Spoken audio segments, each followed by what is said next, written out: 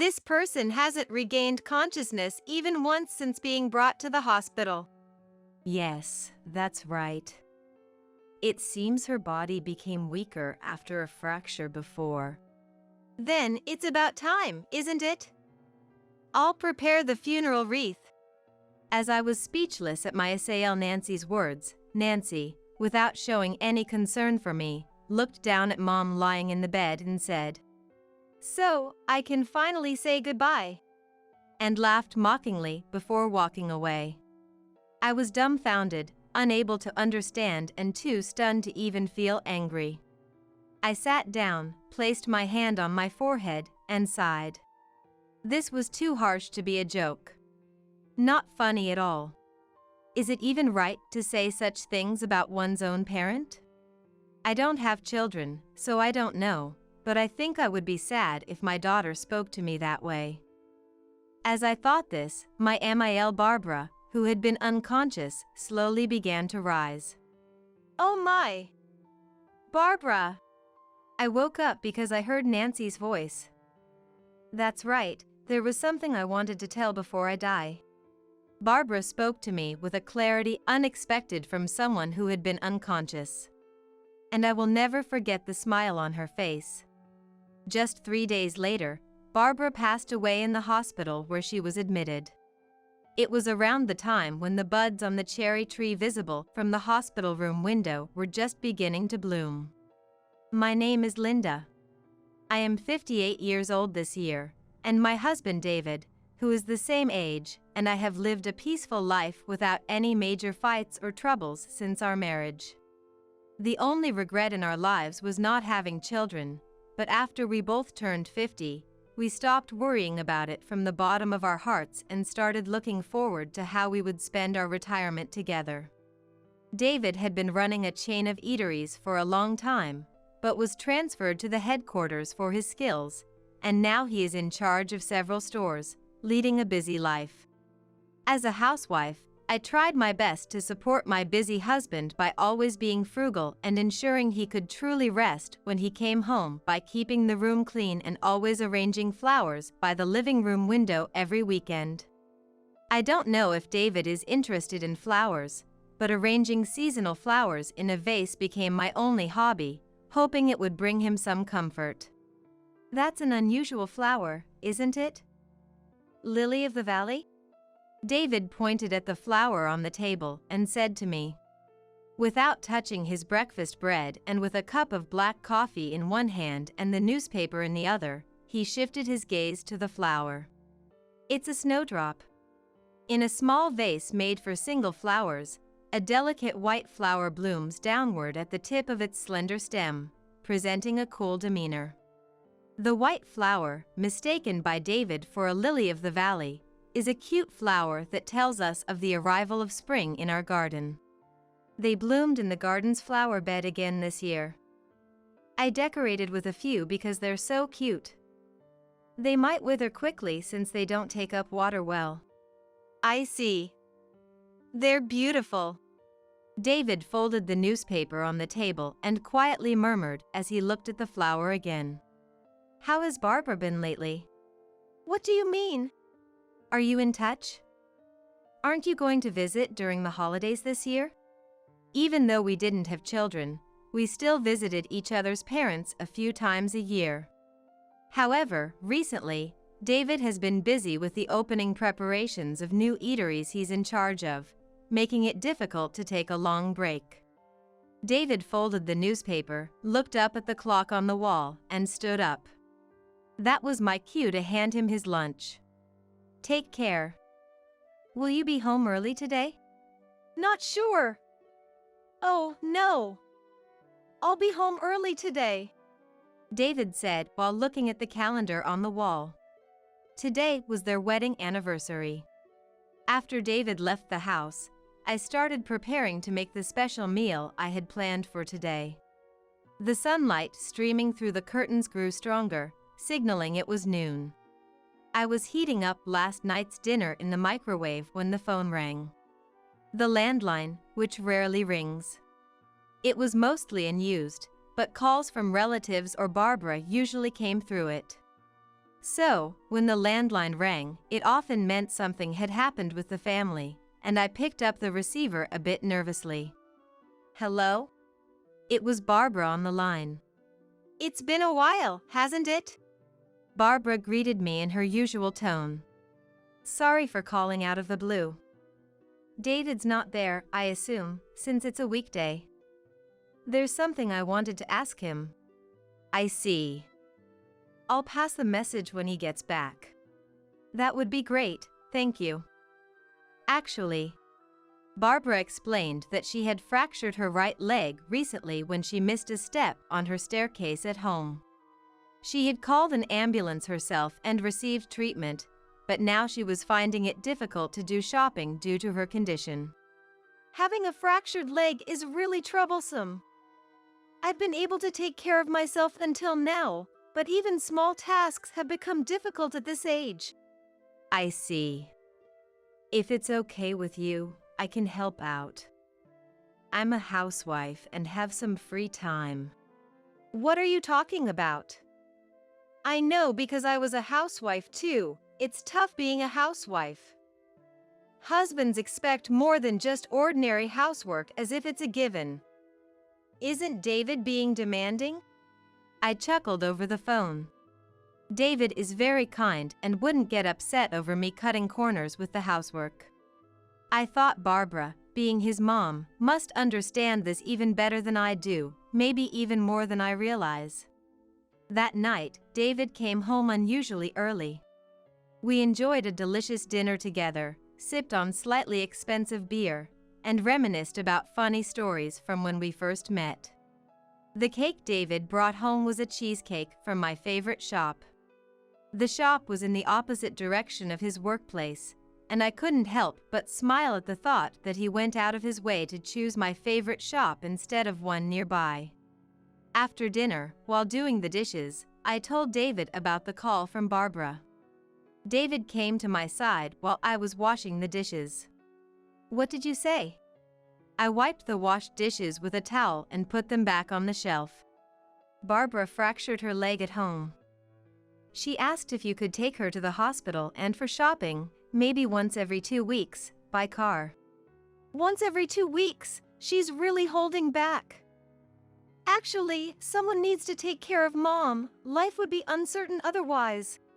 I know it might be presumptuous, but when I offered to help, she refused. She told me to take good care of you instead. David laughed heartily and then immediately turned serious.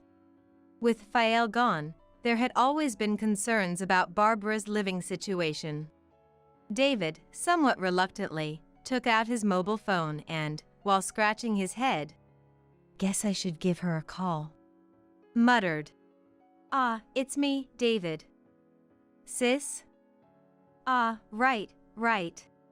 David walked out of the living room with his mobile phone to his ear. The call was to Nancy. Nancy is a year older than David and works in PR for a company in the city center. Honestly, I don't know much about Nancy, who hardly ever shows up at family gatherings, but I was vaguely aware that Barbara spoke ill of her, so I knew their relationship wasn't good. David returned with a grim expression and sat down. "She said she doesn't care about Mom." "That's terrible." "Well, it's not like we can do much either. Can't be helped.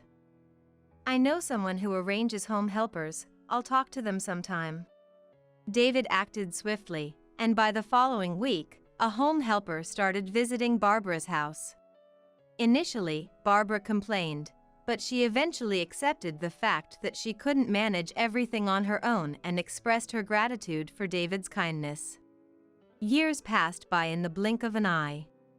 As usual, I opened the curtains to let in the morning sunlight. The snowdrops that used to bloom in our garden around this time every year were absent. While the green stems of these bulbous plants were growing, they hadn't blossomed into their characteristic white flowers. "It happens," I thought, slightly disappointed, as I yawned. The landline rang. Caught off guard by the phone ringing mid-yawn, I ended up coughing. As I picked up the receiver, My heart rate sped up when the caller identified themselves as the reception at the university hospital. I'll be right there. Without asking for details, I quickly got ready and jumped into the car. I had heard that Barbara's health had been deteriorating. Frantically, I grabbed my mobile phone to inform David that I was heading to Barbara's hospital. Noticing my fingers trembling on the steering wheel, I tried to calm my nerves by taking deep breaths at a red light. It's going to be okay. It has to be. For some reason, I couldn't stop thinking about the snowdrops I had seen in the flower bed earlier. Despite their lush green stems, the absence of even a single bud made them look more like weeds, unsettling me in my current state. Upon arriving at the hospital, I found David waiting. He was in his suit, apparently having been inspecting a nearby store when I called, and had rushed over. We were just told it might be tough considering her age. David looked exhausted as he shared this with me. Leaving David outside, I lightly knocked and entered Barbara's hospital room. There, Barbara lay unconscious. Her thin arm, now much leaner, peeked out from under a white blanket, and I instinctively looked away. Despite our shock, we discussed with the doctor what steps to take next, concluding that as her family, we should care for her daily. David's job didn't allow him much time, so the majority of the caregiving fell to me, but I accepted this responsibility and continued to care for Barbara diligently. I would gently change her position and wipe her back, even though she remained unconscious. Every hour, I massaged her back and diligently rubbed her swollen legs, trying to improve her circulation. One day, I had to leave the hospital to pick up some necessities for Barbara's stay from a nearby drugstore. When I returned to the room with shopping bags in hand, I found Nancy there unexpectedly. Nancy, you came to see Barbara. I was genuinely happy that Nancy had come to visit Barbara. Despite everything, the fact that Nancy came to see her, even if it was a bit late, made me happy, thinking she must have been worried after hearing that Barbara had lost consciousness. Nancy glanced at me and then smirked unpleasantly, curling one side of her mouth. This person hasn't regained consciousness even once since being brought to the hospital, it seems. Yes, that's right. It seems her body has weakened since the fracture before. Then it's about time, isn't it? I'll prepare the funeral wreath. I was speechless at Nancy's words. Without showing any concern for me, Nancy looked down at Mom lying in the bed and said, "So, I can finally say goodbye," and laughed mockingly before walking away. I was dumbfounded, unable to comprehend and too stunned to even feel angry. I sat down, placed my hand on my forehead, and sighed. This was too harsh to be a joke. Not funny at all. Is it even right to say such things about one's own parent? I don't have children, so I don't know, but I think I would be sad if my daughter spoke to me that way. As I was thinking, Barbara, who had been unconscious, slowly began to rise. "Oh my! Barbara!" I woke up because I heard Nancy's voice. That's right, there was something I wanted to tell before I die. Barbara spoke to me with a clarity unexpected from someone who had been unconscious. And I will never forget the smile on her face. Just 3 days later, Barbara passed away in the hospital where she was admitted. It was around the time when the buds on the cherry tree visible from the hospital room window were just beginning to bloom. "The cherry blossoms will be here soon," I said to Barbara, and she smiled weakly. "Take me outside, in a wheelchair or anything," she had said. I never thought she would pass away so soon. After Barbara passed away, David immediately notified the relatives as per the doctor's information. While the attending physician was filling out the death certificate for Barbara's body to be transported home, Nancy appeared out of nowhere. My expression darkened instantly, and I nudged David's shoulder. "See? Just like I predicted, right?" I told you it was about time. Nancy. Enough is enough. Oh dear. Because you were looking after Mom for the inheritance, you find it troublesome that someone like me shows up, don't you? I felt a rush of blood to my head, but David immediately shouted. Get out! He yelled. Nancy, seemingly taken aback by this, widened her eyes in surprise, but then smirked again and said, Let's talk after the funeral is over. About what's to come. She then left. I clenched my fists, feeling a tightness in my chest from frustration. The funeral proceeded without any hitches, but it was a challenging time for David and me. We were utterly exhausted. Most of the funeral arrangements were made by us. We contacted the funeral home, discussed the schedule and details, and held the service. Barbara had told David she preferred a small funeral, so we only invited close relatives. Nancy called us to the smoking area of the funeral home and handed us canned coffee. She took out a cigarette from her bag, lit it, and inhaled deeply with relish. We should sell the family home and split Mom's savings and other assets in half, right? Nancy asked, pointing the lit end of her cigarette towards David's face. Since neither David nor I smoked, we stood a bit away from the smoking area, resulting in our voices being raised to converse with Nancy. We're not thinking about selling the house right now. Don't you think it's disrespectful to even discuss this so soon after the funeral? I wonder how it works in such cases. Should we assess the family home's value and then David pays me half of that? Suppressing the urge to throw the can of coffee in Nancy's face, I stepped forward, ahead of David. Nancy looked at me somewhat surprised, stubbed out her cigarette in the ashtray, and lit another one. Actually, Barbara mentioned there was a will. A will? I haven't heard about it. On that day you showed such disrespect to Barbara, who was unconscious. Barbara told me she had prepared a will while she was still in good health. And she told me what's in it. Barbara, on that day, had left a note written hastily on stationery about the general contents of her will and a memo stating that no one was allowed to contest it. She had already entrusted the actual will to a notary, so she couldn't show it, but she weakly smiled, saying she remembered the contents well that she had noted down. When Barbara handed me the envelope containing the hastily written note, her expression was serene, as if she had resolved any lingering regrets. Nancy, with a cigarette between her lips, read the contents labeled will. Her expression gradually hardened, and when her gaze shifted from the will to me, she stubbed out her cigarette and approached. As Nancy got closer, the smell of cigarette prompted me to grimace involuntarily. What do you mean by this? You're saying all of Mom's inheritance goes to you guys? Don't joke with me. I glared at Nancy with a firm stance. When Barbara handed me this will, she had held my hand, thanked me, and with a face of sorrow I had never seen before, she pleaded. Please. I couldn't erase Barbara's beseeching face from my mind. There's one will, but there's another document Barbara left behind. She asked me to make sure it's enforced, even if it means going to court. Don't beat around the bush. Just hand it over. What is this document? It's a promissory note. At that, Nancy slightly raised her eyebrows and placed her hand on her chin. What does that mean? She seemed to be pondering, but it was clear Nancy didn't understand the significance of the term promissory note in this context. That was understandable.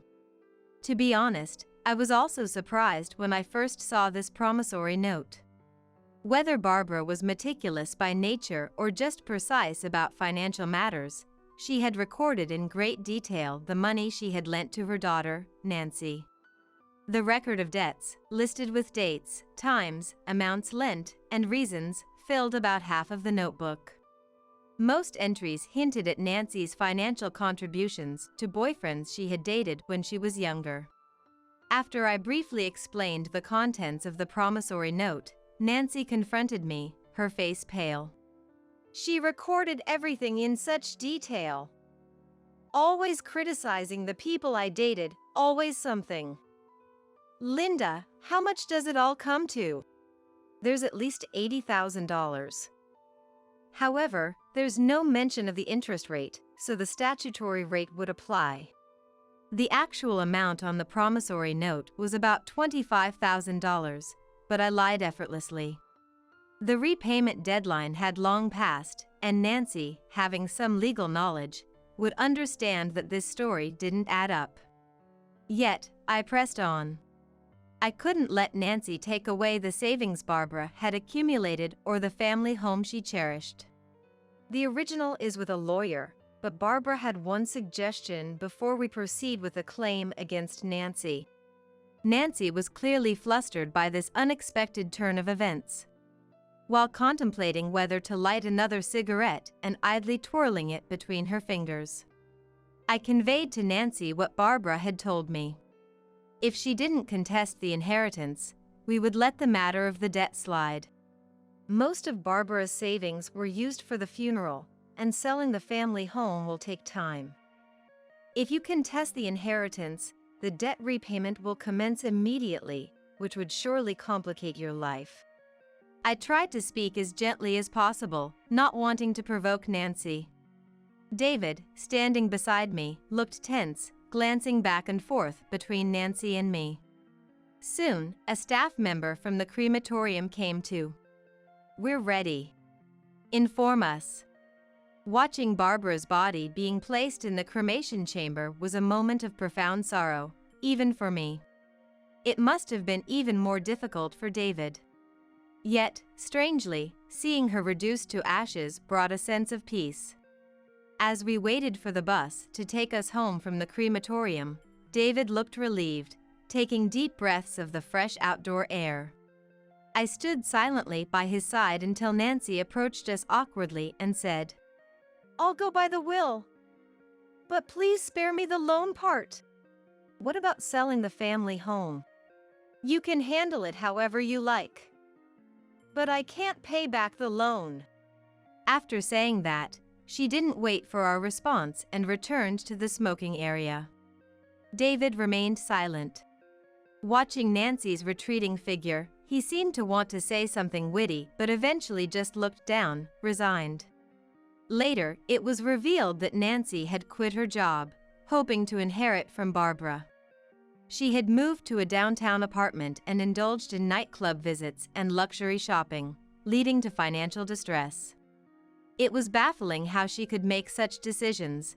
Believing there was a significant inheritance, Barbara had indeed lent Nancy a considerable amount of money, perhaps fostering Nancy's belief in available funds. Forced to move to a standard apartment and start a part-time job, Nancy's arrogant attitude led to her quick dismissal, and she eventually had to leave that apartment too. At the family court, when Barbara's will was unsealed in the presence of witnesses, it confirmed that all her assets were left to David and me, as Barbara had stated. Though it was expected, Nancy remained silent, sighing deeply and looking defeated. Nancy is now scraping by with a live-in part-time job, but we have no sympathy for her. David, her brother, shares my reluctance to interact further, and one day, the landline was removed from our home. We've decided to keep in touch only with close relatives. Yet, there's a part of me that wonders if this lonely conclusion was truly for the best. I wonder if this was truly the right ending for Barbara. Time passed, and as the first anniversary of Barbara's passing approached, having received the inheritance, we built a respectable grave and continued to live our lives as usual, mindful not to waste money unnecessarily. On a warm day heralding the arrival of spring, I noticed the white snowdrops that hadn't bloomed last year now adorning the flower bed visible through the open window. These flowers hung towards the ground, swaying like earrings.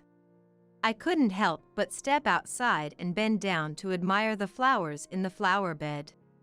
Among them were low-lying pansies and violas, adding a vibrant splash of color, I gently touched the snowdrops with my fingertips.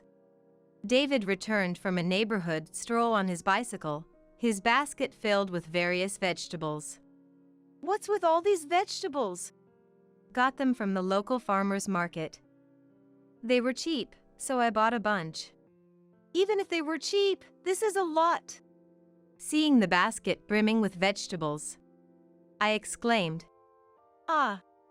And with a slightly mischievous expression, I suggested to David, let's use these vegetables to make a variety of dishes that celebrate spring. All of them? You think we can eat that much? Why not invite Nancy over? David widened his eyes, his smile tinged with disbelief, as if he'd misheard me. Nancy would likely have plenty of complaints about my vegetable dishes. But even if she's not fond of them, making fried vegetables might soften their bitterness, making them palatable. Still, Nancy might refuse to eat or even decline the invitation to our home altogether. Yet, if she did come over, I'd insist on showing her the snowdrops blooming in the garden. I'd bring her to the flower bed, have her sit where I am, and even suggest visiting Barbara's grave together, though she'd surely refuse. But if she found the flowers beautiful, I believe we might come to understand each other, even if just a little. I've fallen for someone else. I want to get a divorce. Our marriage was in ruins, and my husband, Vincent, handed me divorce papers. He often berated me for my whole attitude of our life. Without resisting, I accepted the divorce papers. I know the real reason he wanted the divorce. Fine. Here, the divorce papers. I signed and pushed the papers back at Vincent, who looked puzzled by my lack of resistance. I wasn't going to refuse the divorce. He was going to see what hell on earth looks like. After the divorce, I immediately went to a specific place. My name is Charlotte Henderson, wife of Vincent, a real estate company president. Vincent and I have been together for 10 years, and now he's confronting me with divorce papers. It all started about 6 months ago. Can't you settle down with your work? Vincent, who runs a real estate company, was rarely at home. It wasn't like this when we first married, but now his business thrived, his social commitments are increased. He was always out, using entertainment as an excuse. No family time on weekends, he was always going out alone. I spent my days at home, lonely. We didn't have children. And every time he left me at home, I blamed myself if it was because I couldn't have children. For Vincent, who loves kids, marrying me might have been a miscalculation. Our marital life faded away after 5 years. One day, I reached my limit and tried to negotiate for making some family time with Vincent. After dinner, as he was immersed in his hobbies, I tried to speak to him, but he didn't respond. Engrossed in some radio commentary. Go, go, go. That's it. Overtake. Do it. Vincent, fist clenched in his right hand, kept cheering passionately, completely ignoring me. It was as if I wasn't even in his sight. What kind of marriage is this? Normally, wouldn't you notice someone standing right in front of you? Is it strange that I feel this way? As I was lost in these sad thoughts, the game ended, and Vincent, throwing his earphones onto the sofa, began to complain. Damn it! What's he doing? That jockey needs to get it together. I've put a lot of money on this. It seemed Vincent was listening to a horse racing commentary. I couldn't help but wonder, horse racing over his wife's important talk? Hey, I need to talk to you. What? Can't you see I'm not in the mood for pointless chatter right now? What, you've got something important? Just get to the point then. Vincent glared at me irritably, taking out his frustration about his loss on me. I was disappointed by his rude words and attitude. Why do I have to bear the brunt of your frustration over losing a bet? I blurted out my sadness before I knew it, and Vincent snapped back, irritated. What did you say? I've been waiting patiently for your horse racing to finish because I have something to talk about. Why do I deserve to be spoken to like this? What have I done? There was also the loneliness of not being paid attention to. When he was at home, he devoted his time to his hobbies, neglecting me completely. It became clear during this fight that he thinks providing money is enough to be with me. Shut up. Stop chirping like a little bird. Talk to me when I'm in a better mood. When are you ever home for us to talk? You're always out on business entertaining, and when you are at home, it's all about you. What am I to you? I didn't get married just to be a housekeeper. My pent-up feelings erupted. I had never raised my voice like this, but I couldn't bear Vincent's harsh words and attitude. When we were dating, he was devoted, treating me like a princess. He always put me first, acted lovingly, and cherished me. I spent days filled with love, thinking marrying him would lead to a happy marriage. That's why I accepted his proposal. Initially, our marriage was enviable. What a perfect husband, everyone would say. I thought our happy days would continue. But that only lasted the first 2 years. Then, his selfishness and tyranny became evident. Now, I'm treated no better than a housekeeper.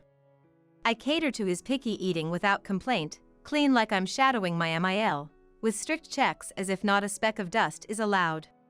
One time, he even mocked me in front of relatives for not being able to have children.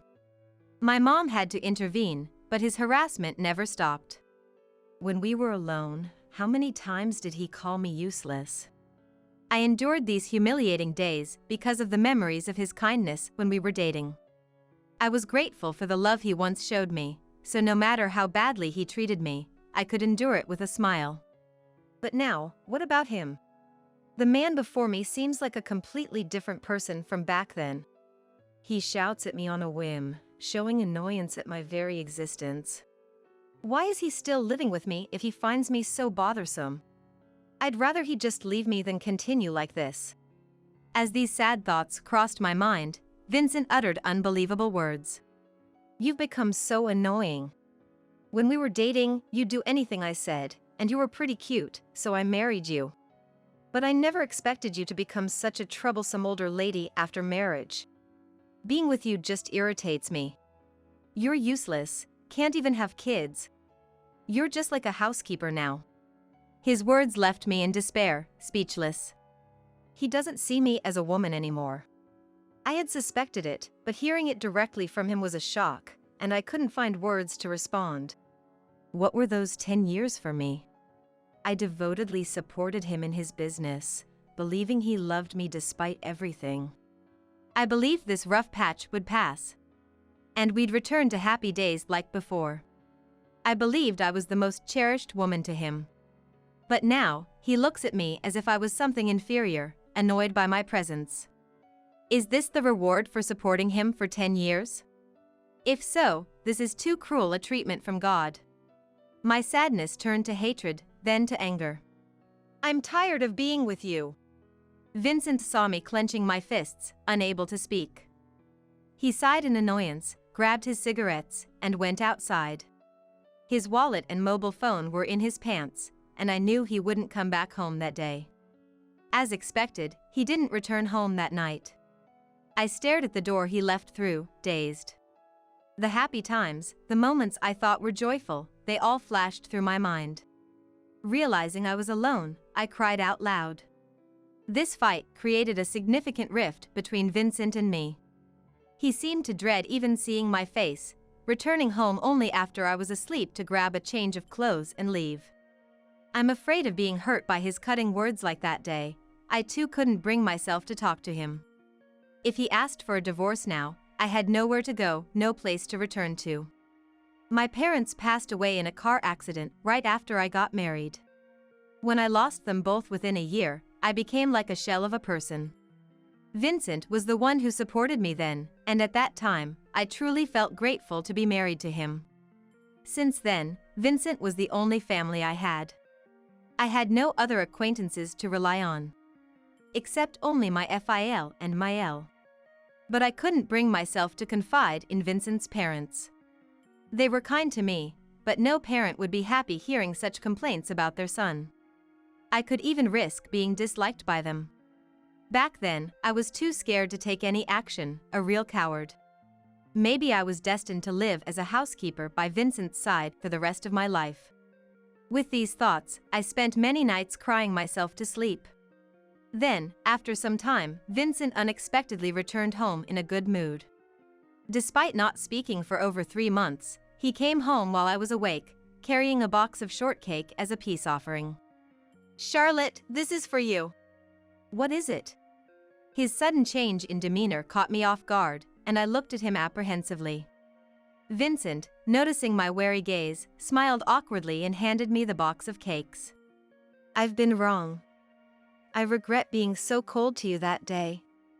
I want to spend happy days with you again. Can we make up? Seeing Vincent bow his head in apology made my tears flow. The kind Vincent I knew had returned. I remember hugging him, filled with faint hope.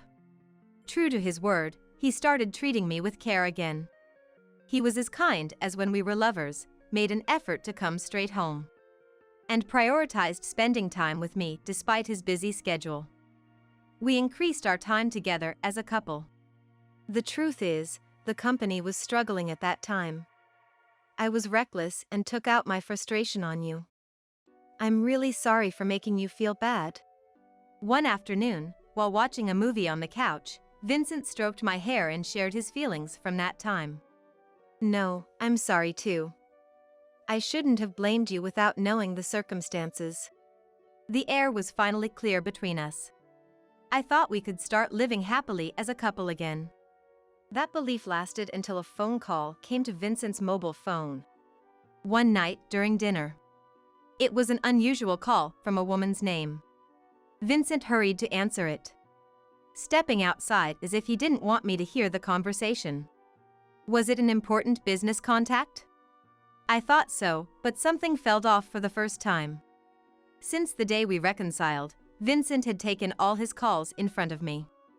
The only exception was during our tumultuous rough patch. Back then, thinking about it now, Vincent persistently avoided making calls in front of me. A bad premonition crept up on me. So, when Vincent returned, I tried to coax the truth out of him. It's unusual for you to take a call outside. Someone from work? Eh? Oh, yeah, something like that. Didn't I tell you about resigning as president and starting a new venture? It was about that, an employee consultation. Vincent was planning to hand over his current real estate company to a trusted subordinate and take on the role of chairman, overseeing both his current and a new company. Everyone seems anxious without me. They keep calling me for advice. A change in leadership is a big deal for a company. Vincent talked more than usual, desperately trying to cover something up. It was clear to me. The word affair crossed my mind. Vincent was cheating on me behind my back. The moment I realized this, my love for him instantly cooled. That sounds tough. Don't overdo it. With this, I decided to thoroughly investigate Vincent's infidelity. Handling the monthly household budget efficiently, saving over $30,000. I managed to find a lawyer specializing in infidelity cases and immediately hired them. I also hired an investigator who confirmed that Vincent was cheating with a 20-year-old girl from his office. Here are the documents summarizing their relationship. The investigator handed me the report, and I was shocked to read it. Vincent had been in a relationship with this woman for over 5 years, with periods of separation. They had rekindled their relationship on the day he called her during our dinner. So that's why. The reason for our strained relationship was because things were going well between Vincent and this woman. He reached out to me for reconciliation only after being rejected by her. I was just a convenient piece for him. Realizing this, I decided to meet someone. Taking advantage of a weekend when Vincent was on a business trip, I headed to a specific location, determined to get my revenge. After a while, Vincent's new company was established, and he successfully stepped down as president. We had a lavish dinner at home to celebrate. Congratulations on your hard work, Mr. President. Managing 2 companies will be even more challenging, but good luck. Since then, our relationship had returned to the hellish atmosphere of our rough patch. His relationship with the other woman was going well again. The investigation revealed that Vincent's mistress was possessive and jealous, and he stopped treating me as a woman to avoid upsetting her and getting dumped. He deliberately created a cold atmosphere, using harsh words and actions to keep me at a distance. When irritated, he treated me like a punching bag. That's how he had been handling our relationship. All this was because his mistress, taking advantage of the fact I didn't use social media, exposed everything on hers. The investigator found it, and Vincent's and her thoughts were completely exposed. I had all the evidence I needed. Then, while I was thinking this, Vincent, with a cold gaze, let out a big sigh and handed me a piece of paper. I don't want to eat your cooking. Wasting money on such things. Do you even realize who's allowing you to live like this? I wasn't giving you money each month for this nonsense. Vincent glared at me furiously as he yelled. But his gaze didn't intimidate me at all. Looking at the paper he handed me, I saw it was a divorce application. I've found someone else. I want a divorce. Vincent announced the divorce as if it were the most natural thing, not showing any remorse. He probably thought that after the past 6 months, I would readily accept it. He probably thought that way. Though his thoughts were transparent, I chose not to say anything. Fine. Here, the divorce application. I quickly signed it and presented it back to him with the brightest smile. Vincent was astonished. Why are you agreeing so readily? He seemed to want to ask, but before he could, I started packing. I already knew he would present me the divorce papers today after seeing his mistress's social media post. All I had to prepare was a bag with my essentials. I'll arrange for the movers myself, and we can proceed with the rest through the lawyers. Goodbye. Ignoring Vincent's attempts to stop me, I quickly left the house. Despite the hellish life I endured, there were indeed happy moments. I decided to part ways with the home I shared with him and headed somewhere specific. The next day, I called the company where his mistress worked. She was a new employee at the headquarters where Vincent held his position. A mistake from a drinking party that turned into a relationship. She was 5 months pregnant. Likely with Vincent's child. I decided to confront them with this shocking truth and summoned them. Please come to the chairman's family home tonight. We need to discuss something. The time is. I specifically named the mistress in the call, told her this much. And hung up without saying more, waiting for night to fall. At the appointed time, they arrived at the family home. Vincent, fuming, stormed in, having called the house repeatedly. What's going on, Mom? Why didn't you answer the phone? What is this? Entering the living room, Vincent immediately started berating his mother in a haughty tone. However, as soon as he and his mistress entered, they were shaken by the odd scene before them. What do you mean, what? Can't you see? I thought we'd have a nice dinner with everyone. I've invited your relatives. There, the representatives of the Henderson family were sipping tea, eagerly awaiting their return. Hello, Vincent. It's been a while. You said you have something to tell us? Who's this lady? She looks pregnant. Don't you have a seat for her?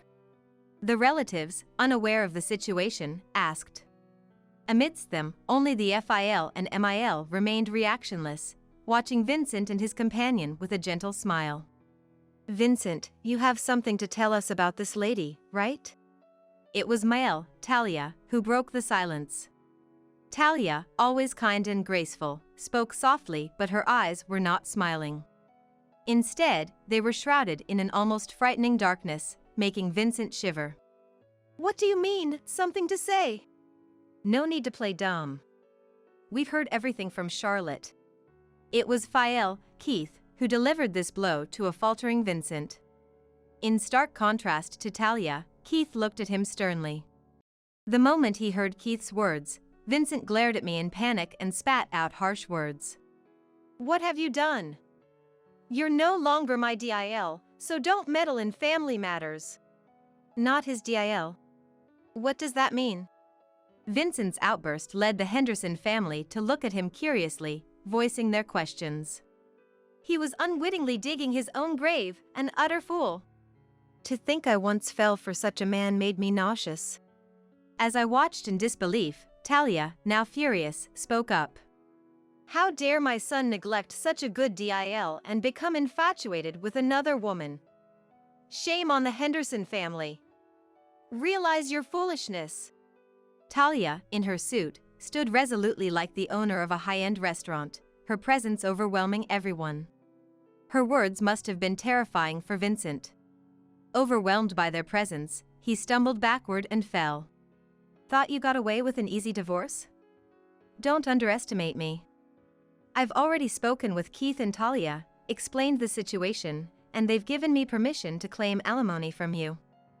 They want to maintain a good relationship with me and said they'll disown you from the Henderson family.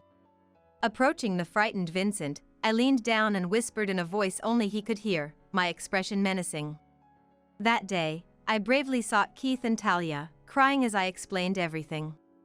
As soon as I showed them the evidence, Keith bowed his head to me, and Talia offered support, saying I should always rely on them.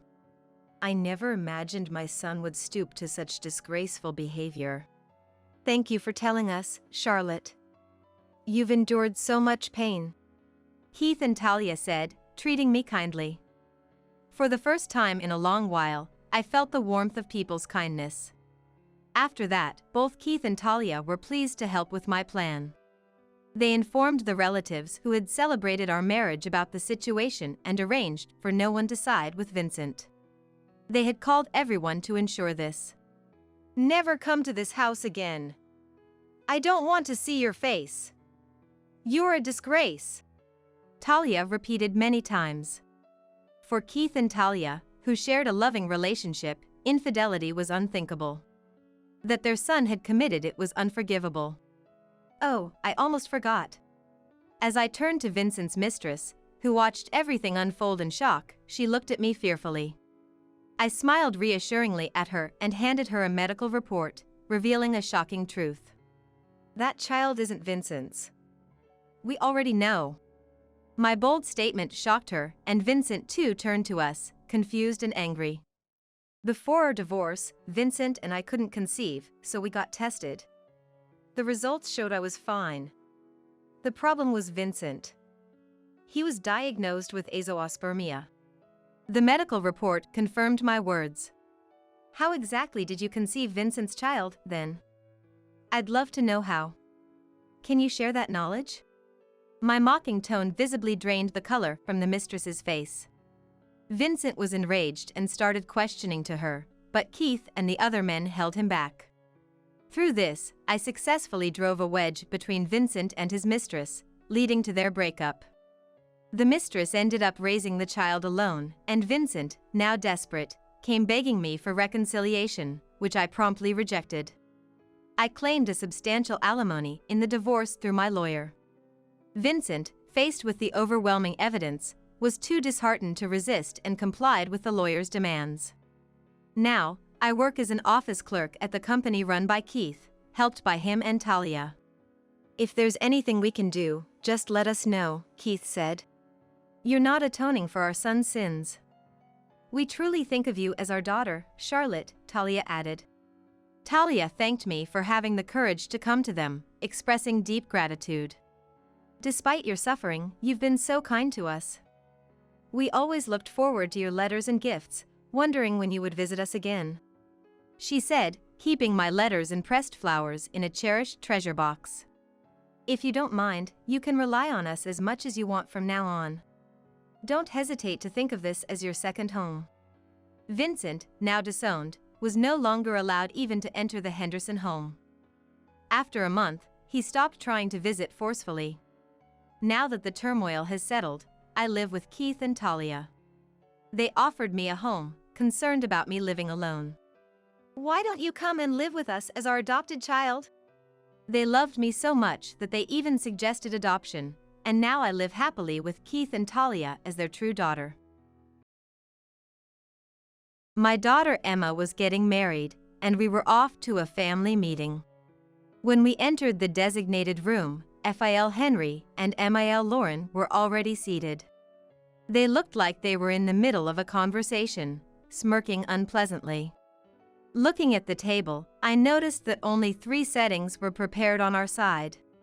I realized this was their sly way of harassing us.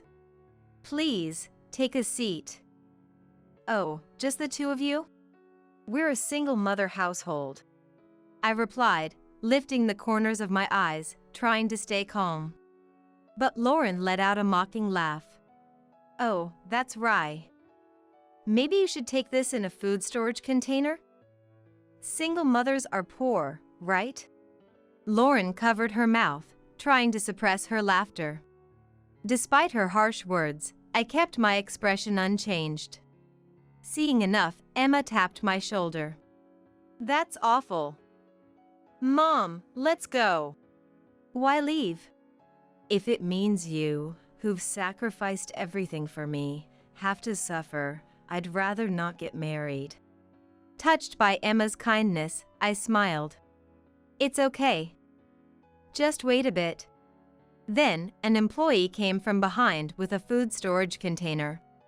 "Here, please take this home," he offered to Lauren.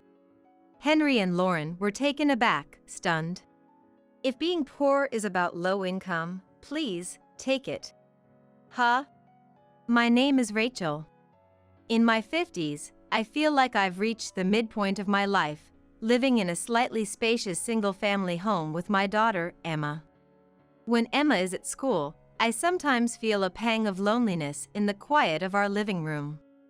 That's when I make it a ritual to prepare 2 mugs of tea, one for me and the other for my late husband, Nathan. Pouring tea for Nathan and imagining he might be with me brings comfort. Nathan was diagnosed with cancer about 20 years ago and passed away suddenly as we were about to start his treatment. On his deathbed, he implored me to take care of Emma. She must become someone admirable. At that time, Emma was too young to remember much about her dad. To fulfill my promise to Nathan and to prevent Emma from feeling lonely or sad, I raised her single-handedly, balancing work, household duties, and parenting. Despite being a single mother, I managed to send Emma to college. Emma grew up to be academically excellent, beautiful, and a genuinely kind and wonderful woman. She's my pride and joy. After graduating, she got a job and started living on her own. I can't always rely on you, Mom. It's time I do something in return for what you've done for me. Don't worry about me, just do your best. Eat properly, don't stay up too late, and... Come on, I'm not a child anymore. What are you saying? You'll always be my precious child." The night before she moved out, Emma and I stayed up late, talking about the past, the future, and about her dad. We never ran out of memories to share, losing track of time. Even after Emma started living by herself, she would send various texts to my mobile phone. She would complain about unpacking, cooking, training at work, and colleagues. Each text made me feel as if Emma was right beside me, probably feeling lonely in her new life. But as time passed, the texts became less frequent. I assumed that Emma was finding her own way. I guess Emma is doing well. The lack of texts seemed to prove that Emma's days were fulfilling. And even the tea I brewed for Nathan seemed to nod in agreement. A year and a half after Emma started her job, I received a call from her. She sounded happy. "It's been a while," she said. "Mom, there's someone I want you to meet next Sunday. Do you have some time?" "Oh, it's been a while. Yes, I do have some time on Sunday." "Then, I'll come home on Sunday. Is noon okay?" "Yes, that's fine. Be careful coming here." "It's been a while since I've seen you. You'll be surprised. Bye." After saying that, Emma hung up, and I stared silently at the screen. I wondered how long it had been since we last talked on the phone.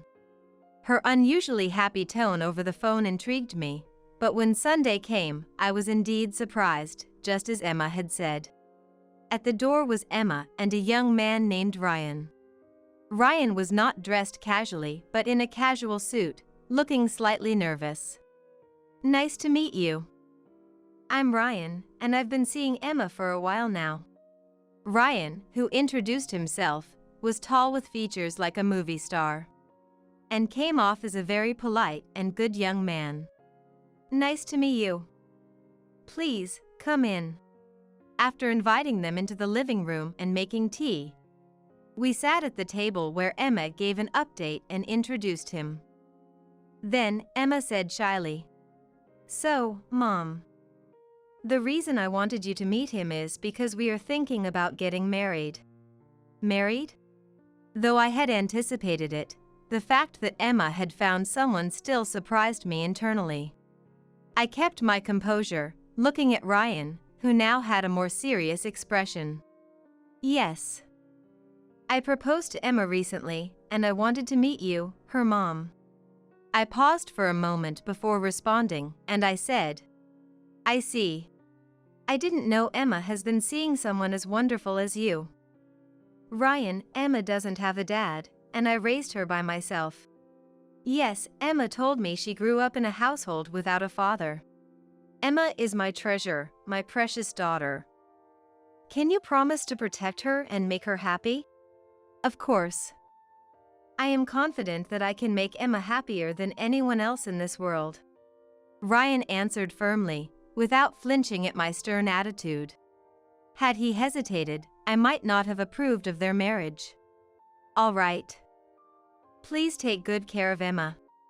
Hearing this, the two of them looked at each other, relieved, and smiled happily. Seeing them like this made me smile too. I think Nathan would have smiled in the same way if he were here. Months after sending off a happy Emma and Ryan, Emma took a long break and came home. She happily talked about her work and Ryan, but occasionally she looked troubled. When asked, she'd quickly change the subject, saying, "It's nothing, Mom." Whenever Emma wants to talk about something or lies, she shrugs her shoulders. This time, Emma did it again, so I was sure something had happened. "Hey, Emma. How about we try that new place? It's a brand new cafe here." I showed her the screen of my mobile phone. Her eyes lit up at the sight of the cafe. "Ah, I wanted to go there. The coffee is popular, everyone at work says it's good." Then it's settled. The next day, Emma and I walked to the cafe. After ordering coffee to go, we walked for a while. "Mom, thank you for accepting my marriage with Ryan. He seems sincere. Take good care of each other, Emma." When we reached a large park, Emma started to talk. "Actually, I went to the in-laws' house. I feel like I'm not well liked by them."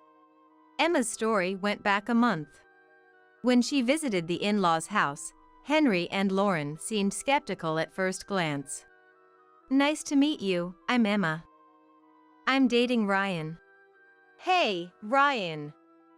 Are you sure about her?" Lauren interrupted Emma's greeting. "What do you mean?" "Well, she looks rather plain, doesn't she? Her clothes, her makeup, it all screams poverty. She doesn't match you at all." Without a word of congratulations, they blatantly insulted Emma. "Mom, that's rude. You shouldn't talk about my girlfriend like that." "Don't you think so too?" Lauren sought agreement from Henry, who was sitting next to her, and Henry nodded in affirmation. "Ah. Is your family that poor? Do your parents work?" "My mom works, and my dad passed away when I was young. Single mother, huh." "I figured as much," Henry said with a strangely satisfied look and scoffed. "Dad? It must be for the money. We come from a respectable family. You should stay away from a woman like that." How can you say that? Emma is not like that. I know her best. Ryan just doesn't realize yet that there are many who would want to marry you for our assets. And then, he even suggested introducing Ryan to a daughter of an acquaintance. Lauren agreed with this proposal, pleased with the idea. That would be better. After all, we know someone respectable who works for a major company. Not a match for a single mother's family. Don't you think so, Ryan? Seeing Lauren happily agree, Ryan raised his voice. Enough from both of you, Dad and Mom. The conversation went nowhere, and Ryan and Emma left the house. Ryan later told me that Henry and Lauren have a strong sense of elitism. Emma, I'm really sorry. My parents said such awful things and hurt you. Emma was apologized to multiple times by Ryan, who promised to always protect her.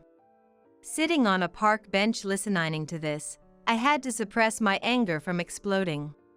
So, what do Ryan's parents say about the marriage? Last week, we went to their house again.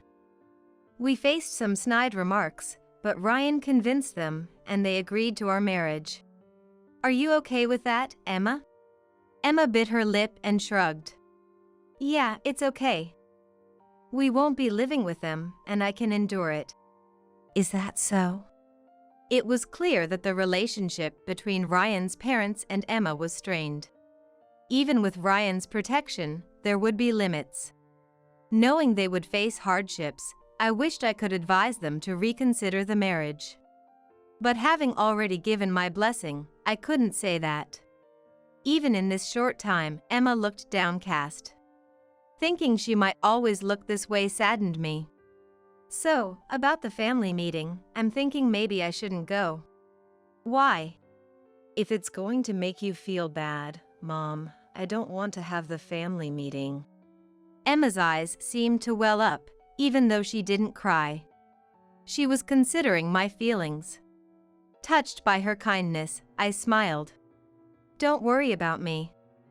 Let's have the family meeting so that everyone can acknowledge your marriage. Under the cold sky, Emma and I sipped our cooled coffee on our way home. When Emma told Ryan she wanted to have the family meeting, he was very surprised. And he kept worrying about her, saying, "You don't have to push yourself. I'm fine. Mom says not to worry. If you say so, I'll talk to my parents about it." And so, on the day, Emma and I went to the venue.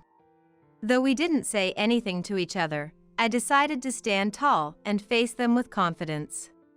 We took a cab to the hotel, and both Emma and I took a deep breath at the entrance. But Emma looked anxious. When Lauren specified this hotel, she made a snide remark. "It's that famous hotel you see in commercials. A place your family wouldn't be familiar with." Emma took it to heart and became completely intimidated by the unnecessary comment. I gently pulled Emma closer by the shoulder, signaling with my eyes that everything would be okay, and we started walking together. We ran into Ryan at the entrance. He seemed to have arrived earlier and was waiting for the elevator. "Thank you, Emma and Rachel, for having time today." Ryan appeared much more nervous than the last time we met, sweating on his forehead despite it being winter. "No, thank you. We have been looking forward to today." You might have heard from Emma, but this hotel is where my dad works." Ryan seemed uneasy and worried about his parents possibly saying something offensive, given their behavior in front of Emma. I responded confidently, "Yes, I'm aware. No need to worry. Ryan, you look better when you're confident." As Ryan looked up, the elevator doors opened, and we stepped in, riding up to the higher floor. Upon entering the room, Henry and Lauren were already seated, seemingly in the middle of a conversation, smiling creepily. Noticing that 3 sets of tableware were prepared on our side, I realized it was their sly form of harassment. "Ah, we've been waiting for you. Please, have a seat." Oh, just the two of you? We're a single mother household. I replied, lifting the corners of my eyes, trying to remain calm. But Lauren let out a mocking laugh. That's right. Maybe you should take this in a food storage container? Since you're poor. Huh? Single mothers are poor with low income, right? That's right. The income of a single mother is predictably low. Lauren covered her mouth, trying to hold back her laughter.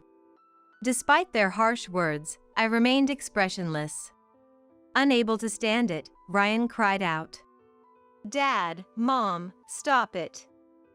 This is too disrespectful. At that moment, Emma tapped my shoulder. That's awful. Mom, let's go. Why? If having me means you suffer, Mom, I'd rather not get married. Hearing this, Ryan turned around in surprise. Emma. While watching them, I clearly said, It's not necessary. Just wait a moment. Then, an employee came from behind with a food storage container. Here, please take this home. He offered to Lauren. Henry and Lauren were taken aback, stunned.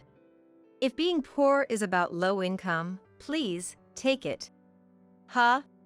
At least Rachel is far from poor. I firmly stated, and the employee, with efficient movements, placed the container down and stepped back, leaving Henry and Lauren outraged. Is this some kind of disrespect? That's it. You're fired. Both of you, please calm down. She's been a friend of mine since childhood.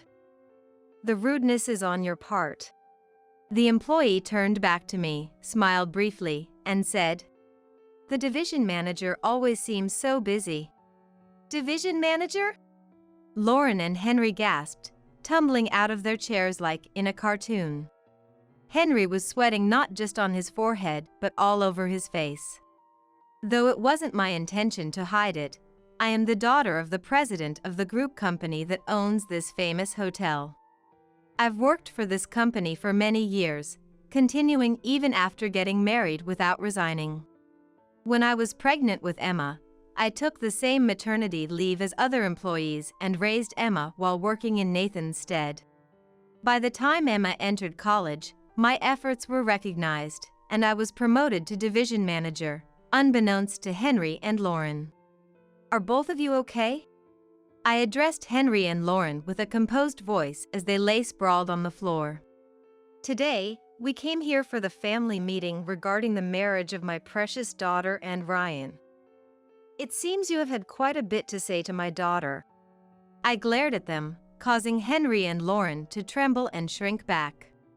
I've worked hard to provide love and education for Emma since her father, my husband, died from illness when she was young. Ryan swallowed hard. I believe in Emma, and I trust the person she has chosen. Even if he comes from parents who judge people by their income and are rude, I see Ryan as a polite and respectable young man, an important new member of our family. I paused for a moment before continuing. I would think you feel the same about your children. So, I ask again, do you approve of my daughter's marriage to Ryan? The room fell silent, with Henry and Lauren trembling. And Ryan looking nervous. Emma had never seen me take such a stance before. How about it? I pressed again, and Lauren, looking frustrated, glanced at Henry. Henry, pale-faced and flustered, hurriedly said, Of course. Director, we hope for a closer relationship from now on. Today, I am here not as a director but as Emma's mother. I stated firmly, looking at Henry. And if we're talking about work, isn't it true that Henry will soon be leaving here? What do you mean? I had investigated Henry's reputation within the company up until today. Knowing Emma's dad was Henry, I remembered his name. His condescending attitude towards Emma and his notorious behavior among hotel staff were well known. Henry was infamous for his high-handed behavior towards subordinates and was reported to be avoiding work under the guise of attending meetings. A hearing had been scheduled to address these issues. So, that's what it is. You should reflect on your actions. I left Henry speechless with my rebuke. Lauren stood up, face red, and lunged at me with a screech. However, I dodged, and she fell over. To the fallen Lauren, I delivered my final statement.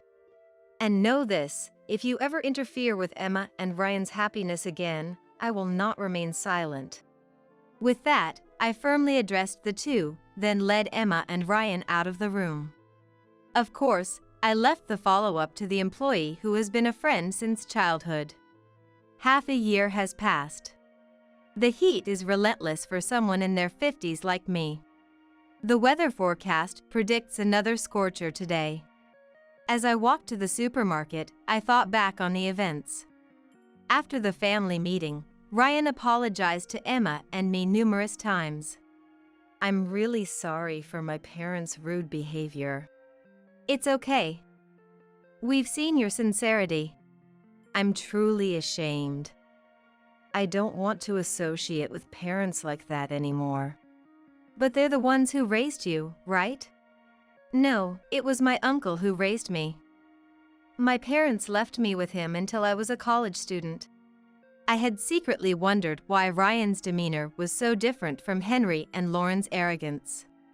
Understanding it was his uncle who raised him made sense. Ryan recently cut ties with Henry and Lauren after they approached him for money. Following the family meeting, Lauren called in a panic. Ryan, your dad lost his job. He was subjected to an internal hearing for negligence, making no sense at all. Ryan responded indifferently. That's tough. What do you mean, acting like it's none of your business? We're struggling without money, send us some. Mom, I heard about your spending habits from my uncle. You have a problem with wastefulness. What are you talking about? Maybe if you stopped wasting money, you'd have enough to live on. Don't rely on me. Such unnecessary talk. Then again, there were several calls, and Lauren had run through her savings due to her spending habits, even going as far as to say that Henry's retirement allowance was running out. Struggling to make ends meet, Henry and Lauren did not just ask for money but also reached out to me, wanting me to connect them over the phone. Morning, noon, or night, they didn't care when they called, which finally seemed to make Ryan explode in anger. Dad and Mom, please, enough. I don't want to trouble Emma or Rachel either. With that, he hung up the call and set Henry and Lauren's number to be blocked. Not stopping there, Ryan changed his mobile phone number and moved to a new apartment with Emma, changing their address. Of course, this was not communicated to Henry and Lauren, who remained unaware of Ryan and Emma's whereabouts afterward. Nothing stood in the way of their happy married life anymore. From what I've heard from Emma, they have been living peacefully since then. As for me, I've managed to maintain a good relationship with them, dining out with Emma and Ryan monthly. This incident made me realize a huge misunderstanding on my part. While I worked hard, thinking I was doing my best not to trouble Emma and raised her, I had completely stopped going on trips, which was my hobby. It seems Emma believed she was the reason I gave up my hobby, thinking my sacrifices were because of her. The efforts I made to spare Emma any hardship or worry ended up worrying her instead. From now on, don't worry about me. I want you to use your time and money for yourself. Until Emma told me this, I was enjoying living by myself at home, but afterwards, I started traveling more on weekends. As someone who loved domestic trips, I began visiting places I had wanted to go and places that held dear memories. And strangely, working hard daily made me feel it was okay to spend money and time for myself. Moreover, exploring the latest hotels started to benefit my work. Projects and such began to progress more smoothly, bringing me luck. As I thought of Emma's influence, I finished paying for my shopping and left the store. Today's shopping was for groceries to cook dinner together with the three of us. Glancing up, I saw Emma approaching from the opposite direction. "Mom, are you okay? Don't strain yourself, let me carry that for you." Emma hurried over and effortlessly took the bag from my right hand. "Oh, thank you. Shall we go then?" "Yes. Ryan said he'd come over as soon as he's done with work. He's looking forward to your chicken dish," Emma said with a smile. "We'll need to make plenty then." Recently, we received wonderful news that Emma is pregnant. Ryan, Emma, and of course, I were all delighted. I'm planning a surprise for Emma and Ryan, looking forward to sending clothes and toys for the grandchild, though it's a secret from them. While I wonder if it's too early, I know before long, the child will be born. Though this new life has just been conceived, I'm already eagerly anticipating the day I can meet them. Suddenly, the electricity bill skyrocketed. In a panic, we called the utility company, and the technician came over, looking puzzled. "Have you seen this wire before?" As my husband, Sam, and I rushed over, the technician carefully moved a plant nearby to make it easier for us to see. From an external outlet of our house, a strange wiring extended, heading towards the in-laws' house. "Do you know anything about this wiring?" Sam and I exchanged glances. We were probably thinking the same thing. "Hey, Sam.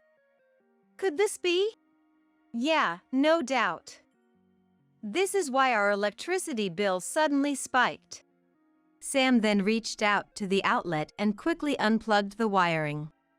The moment he did it, a high-pitched scream came from the direction of the in-laws' house. "Ah!"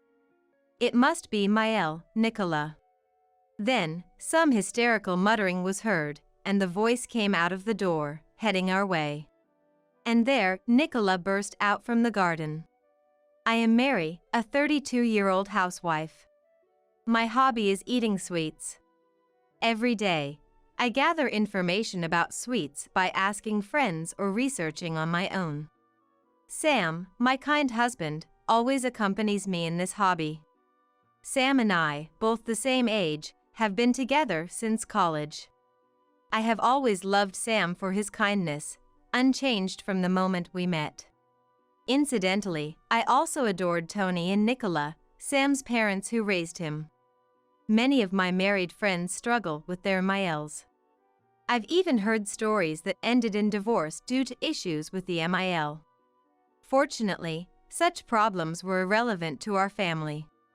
Nicola, who shares my love for sweets, always delights in the treats I bring over, and my Fael, Tony, though a man of few words, always gives a sense of comfort with his constant smiles. Both of them are dear to me, and I like them so much. Tony and Nicola now live about a 30-minute drive away. Not too close, yet not too far, just the right distance. But sometimes, I think, would it be possible to live together with such a couple? Not that I want to live together. But, perhaps, it could work out well. I was fond of them to the point of entertaining such thoughts. However, the world isn't always so sweet, as I would later come to realize the truth. One day, I was baffled by the news Sam shared with me. "What? Tony and Nicola?" Turns out, Tony and Nicola were moving into the vacant house next door to us. I had assumed their in-laws' house was owned, but it turned out to be a rental. They were considering moving since their place was getting old. And when they found out the house next to ours was vacant, they set their sights on it. It was an unexpected close-distance living arrangement. I was instantly overwhelmed by anxiety. We had been getting along fine with Tony and Nicola, but would it continue to be okay? Living next door meant we could see each other every day if we wanted. I liked Tony and Nicola, but seeing them every day might be too much. But it was too late to say, "It's too close, so please don't move in." When Sam heard about the move, he gently advised Tony and Nicola that it might not be a good idea. However, they didn't listen, saying, We're so close now, it'll be fine. I wanted to kick myself for my previously optimistic thought that living together could be possible. As my anxiety grew, Tony and Nicola moved in. Though I greeted them warily, things seemed fine at first. We kept a good distance, and some boundaries were established. But as they settled in, Nicola began to cross those boundaries. That was the force that overcame all the actions we didn't want her to do.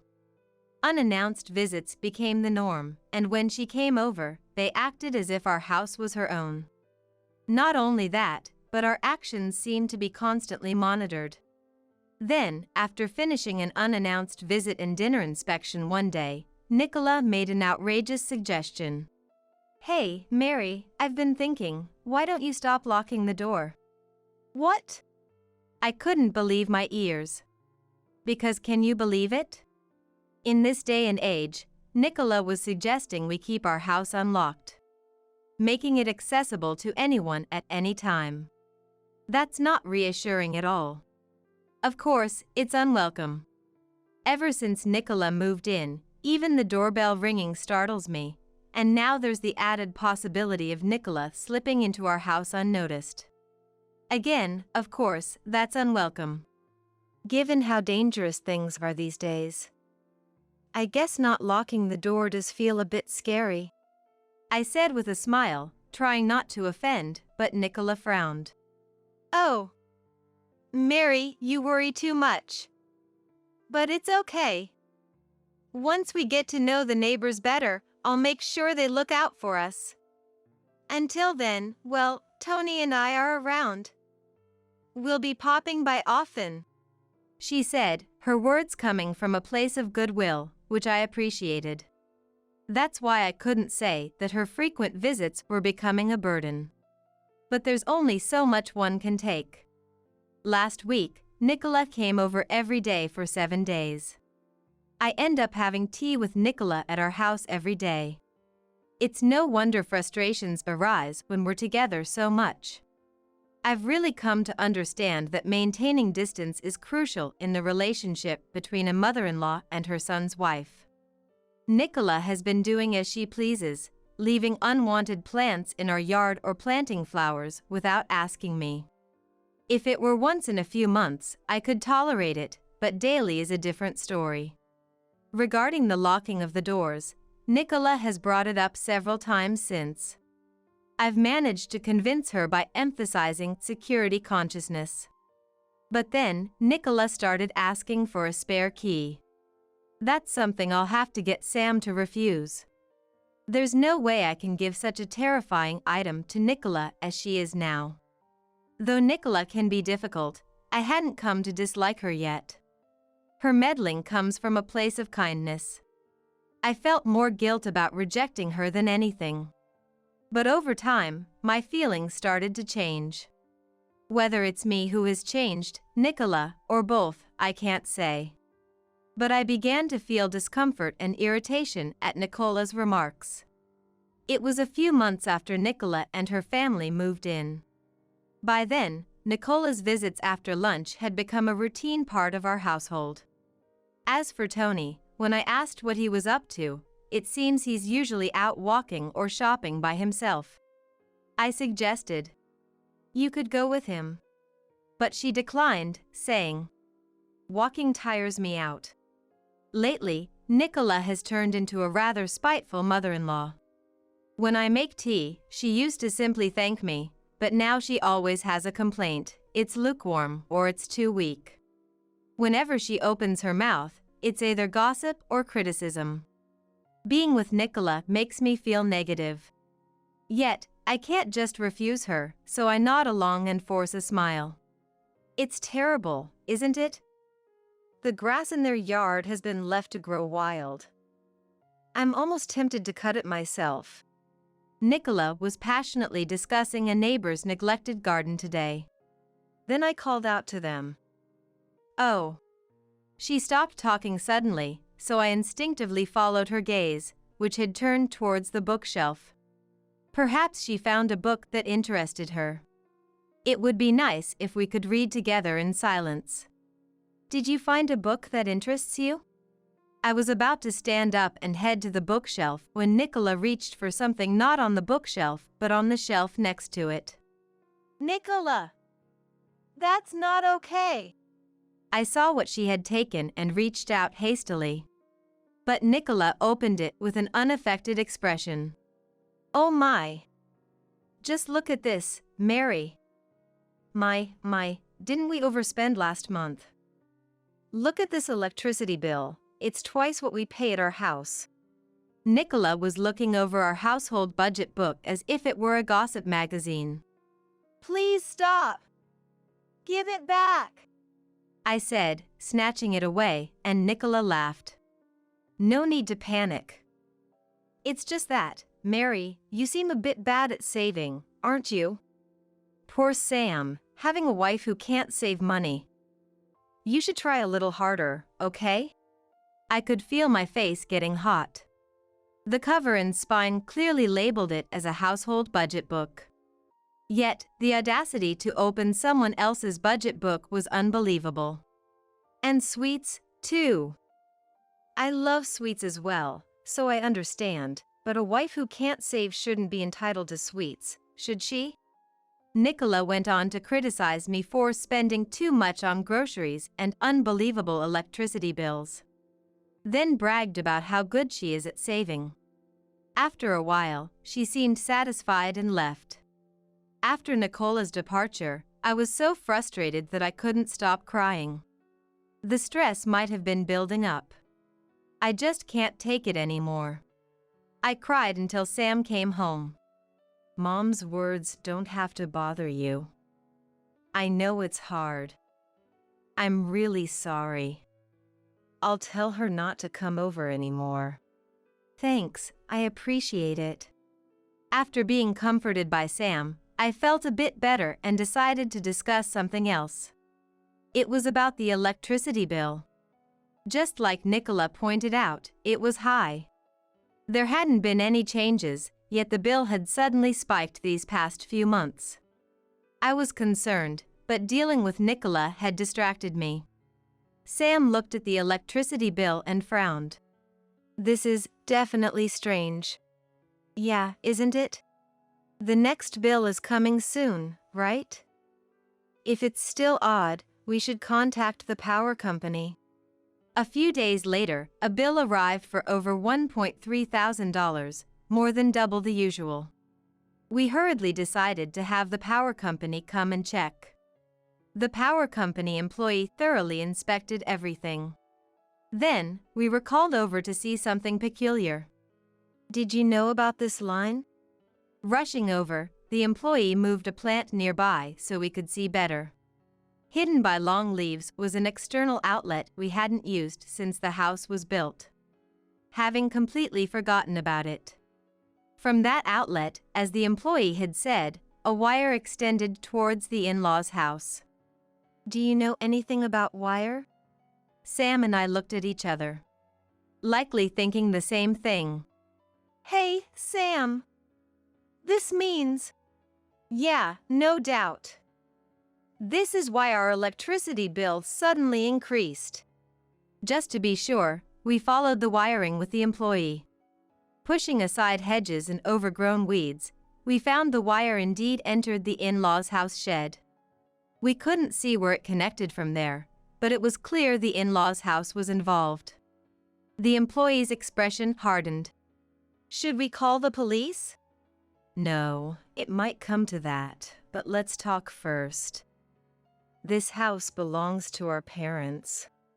The employee, tense at first with the suspicion of electricity theft, relaxed upon learning it was a family home. Is that so?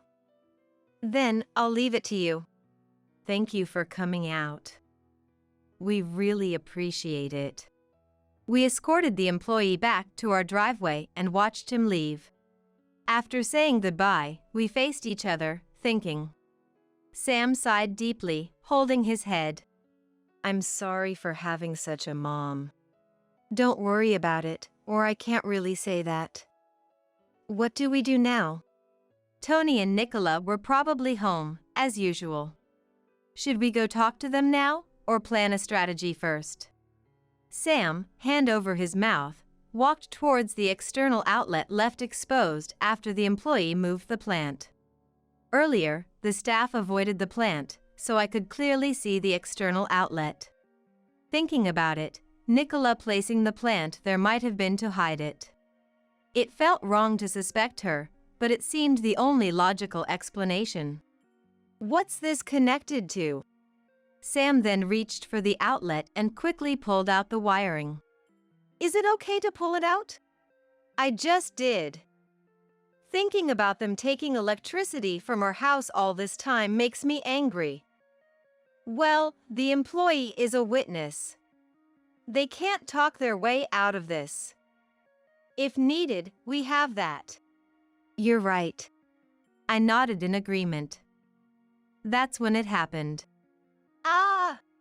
A high-pitched scream came from the in-laws' house. It must have been Nicola. Next, some hysterical mumbling, then the voice moved towards the door and headed our way.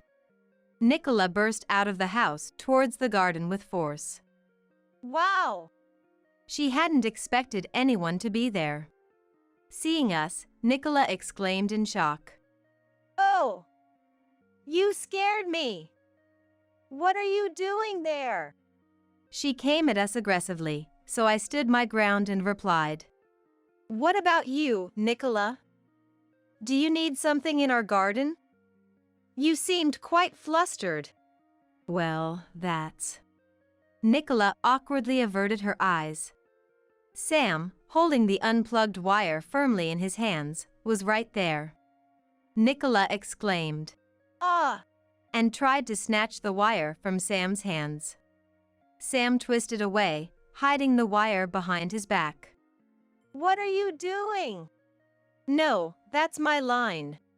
Sam held the wire in front of Nicola's face and said in a low, serious voice. This was plugged into our outlet. Tom emphasized our, and Nicola glanced upwards, momentarily flustered. So what? Do you know where this wire leads? I have no idea about that. But put it back right now. It's causing trouble over here because it's unplugged. She demanded it should be plugged back in without knowing where it leads. And she is claiming harm from it being unplugged. That was as practically an admission of guilt. Yet, Nicola seemed unapologetically frantic. The reason for Nicola's panic was clear. I stood next to Sam, smiling brightly. Nicola, please calm down. We can't plug in a wire when we don't know where it leads. This is our outlet, you know? It's fine to plug it in. Just a bit won't hurt. So. Oh. Nicola, you've always told me not to waste electricity, even a little, and that Sam is unfortunate to have a wife who can't even save on electricity. You said that, didn't you? Well, that's... Nicola was restless. It's too late, she murmured softly, almost panicking. What time is it now? It's 9:57 a.m. It's no use now. With that, Nicola ran off, stumbling as she went. Sam was puzzled by Nicola's bizarre behavior, but I knew the reason. I whispered to Sam. What? So that's what it was.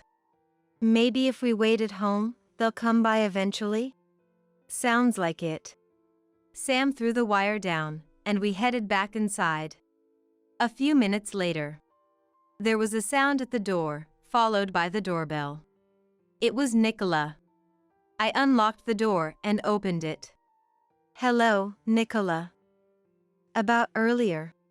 Shut up! Move! As soon as the door opened, Nicola pushed past me, clicking her tongue as she entered.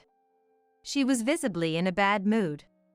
Stomping through the house like a monster, she plopped down on the sofa. Sam, already in the living room, started to speak, but Nicola beat him to it. I'm so thirsty. What about my tea? You're so slow. You should move before being asked. That's the rule, isn't it? Yes. And you locked the door again, didn't you? This is why people say the son's wife in this neighborhood is so cold. As if there's anything in this house worth stealing. Pretending to be all high and mighty is just annoying. Huh? Nicola continued to complain. I can't stand it anymore. I grabbed a half-empty plastic bottle nearby and slammed it on the table in front of Nicola. She froze, eyes wide. Mary. Here, water for you. And you mentioned there's nothing to steal, but unfortunately, there are greedy and dirty people out there. Like someone who would steal electricity, for example. Nicola's face showed turmoil. I sat down next to Nicola. Despite being right beside her, Nicola wouldn't even look at me. She looked down, her face turning pale. What's wrong, Mary? You're completely different. Oh, Nicola. There's only so much I can take. Did you think I was some kind of saint? I tried to lighten the mood with a joke, but Nicola looked as if she had encountered a demon rather than a deity. Nicola looked at Sam for help, but he just shook his head silently. Nicola had no allies. With an angry daughter-in-law beside her and Sam. As there was no one inclined to help nearby, Nicola's next move was predictable. I'm sorry. I just remembered something. I have to go now. You're not going anywhere. I pressed down on Nicola's shoulder as she tried to stand up from the sofa. Nicola's rear sank back into the sofa. Mary. Really today? You were the one who said you were thirsty, weren't you, Nicola? Surely you're not saying you can't drink my water? After making such a fuss, that wouldn't make sense, would it? Nicola, with tears in her eyes, reached for the plastic bottle but was stopped by Sam. Nicola looked relieved, but I didn't actually want to make her drink the leftover water. The real issue was yet to be addressed. When did you start stealing our electricity? Stealing! What an awful thing to say! But the fact is, the wiring plugged into our outlet was leading to your house, wasn't it? Nicola tried to speak several times, searching for an excuse, but couldn't find any that would work. There was no way to talk her way out of this situation. All that was left was for Nicola to admit and apologize. I thought that was going to happen, but it seemed luck smiled on Nicola for a moment. The doorbell rang, and when I checked, Tony was there. Is Nicola here? It seemed Tony had gone out for a bit and came back to find the door unlocked, the TV on, but Nicola missing, so he was worried. Tony! Nicola cried for help as if reinforcements had arrived. Tony was confused by Nicola's unusual state. Then, Sam explained everything from the beginning. After thinking for a moment, Tony slowly said, Isn't there some mistake here? It's hard to believe at first that his wife was secretly stealing electricity from his son and daughter-in-law's home. So, who did the wiring? Do you expect me to believe a stranger came and connected our houses? Tony crossed his arms and pondered again. Then he agreed. Well, we should probably go and see it. And stood up. But Nicola tried to stop him, flustered, but Tony asked Sam to show him to the outlet. The wire ran into a shed where it wasn't visible. After checking, Tony came back pale-faced. And immediately made Nicola apologize. I'm sorry. Truly, I am. Nicola silently looked down. Like a child. According to Tony, the wiring was connected via an extension cord to a battery and Nicola's computer. The battery was bought when they moved in.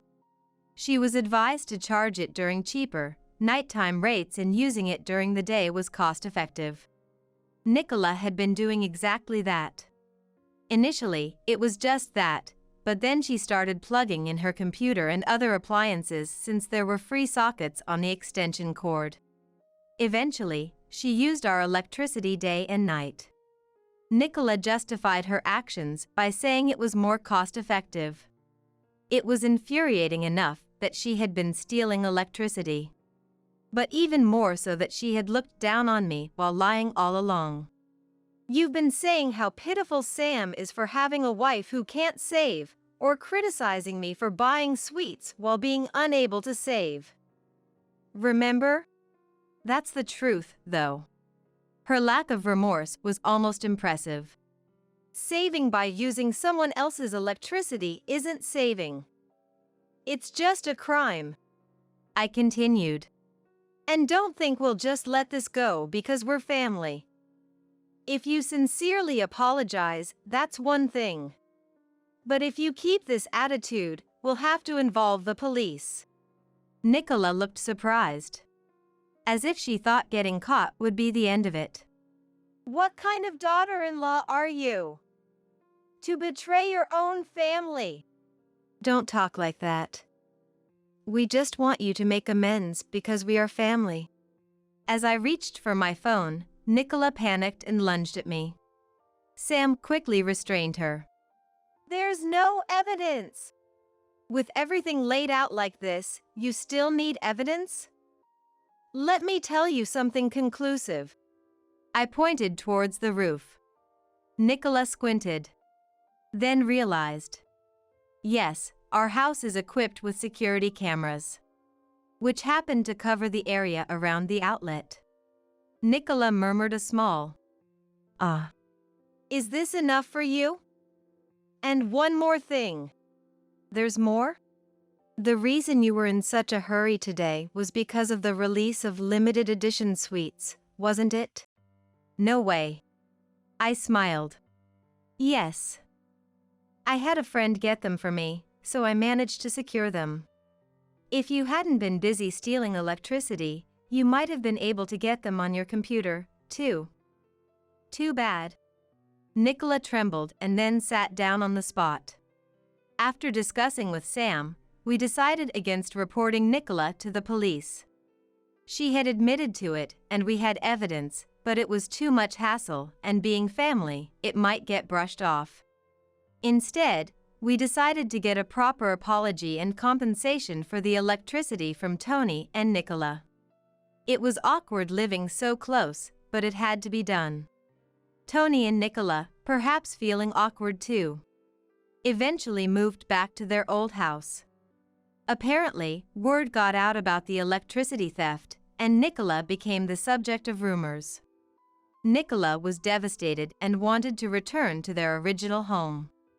It turns out Nicola thought she was good at neighborhood relations. But in reality, people were just being polite. After paying us, Tony and Nicola were left with little money. But we would not help them. They needed to save on their own, especially on their beloved sweets. As for me, now that Nicola is gone, I'm enjoying my life, deciding which sweets to buy next with the electricity bill back to normal. I'm Isabella. I really dislike my parents. What bothers me the most is their obsession with what others think. They use their affectionate behavior towards me to win over people's approval. It seems like that's all that matters to them. So, at home, they were very strict with me. I was constantly nagged about etiquette and how to speak properly, down to the smallest detail. Naturally, I rebelled against that, but they never listened to what I had to say. All that mattered to them was appearing as good people in the eyes of others. They wanted me to play the role of a quiet, well-behaved child. As a young girl, I just convinced myself that it was how things were supposed to be. How long would I have to endure this? Would I have to live with this dissatisfaction forever? I want to get out of this house as soon as possible. Even as a child, I was consumed by this thought. But unexpectedly, a turning point came much sooner. It was when I was in elementary school. My sister Chloe was born.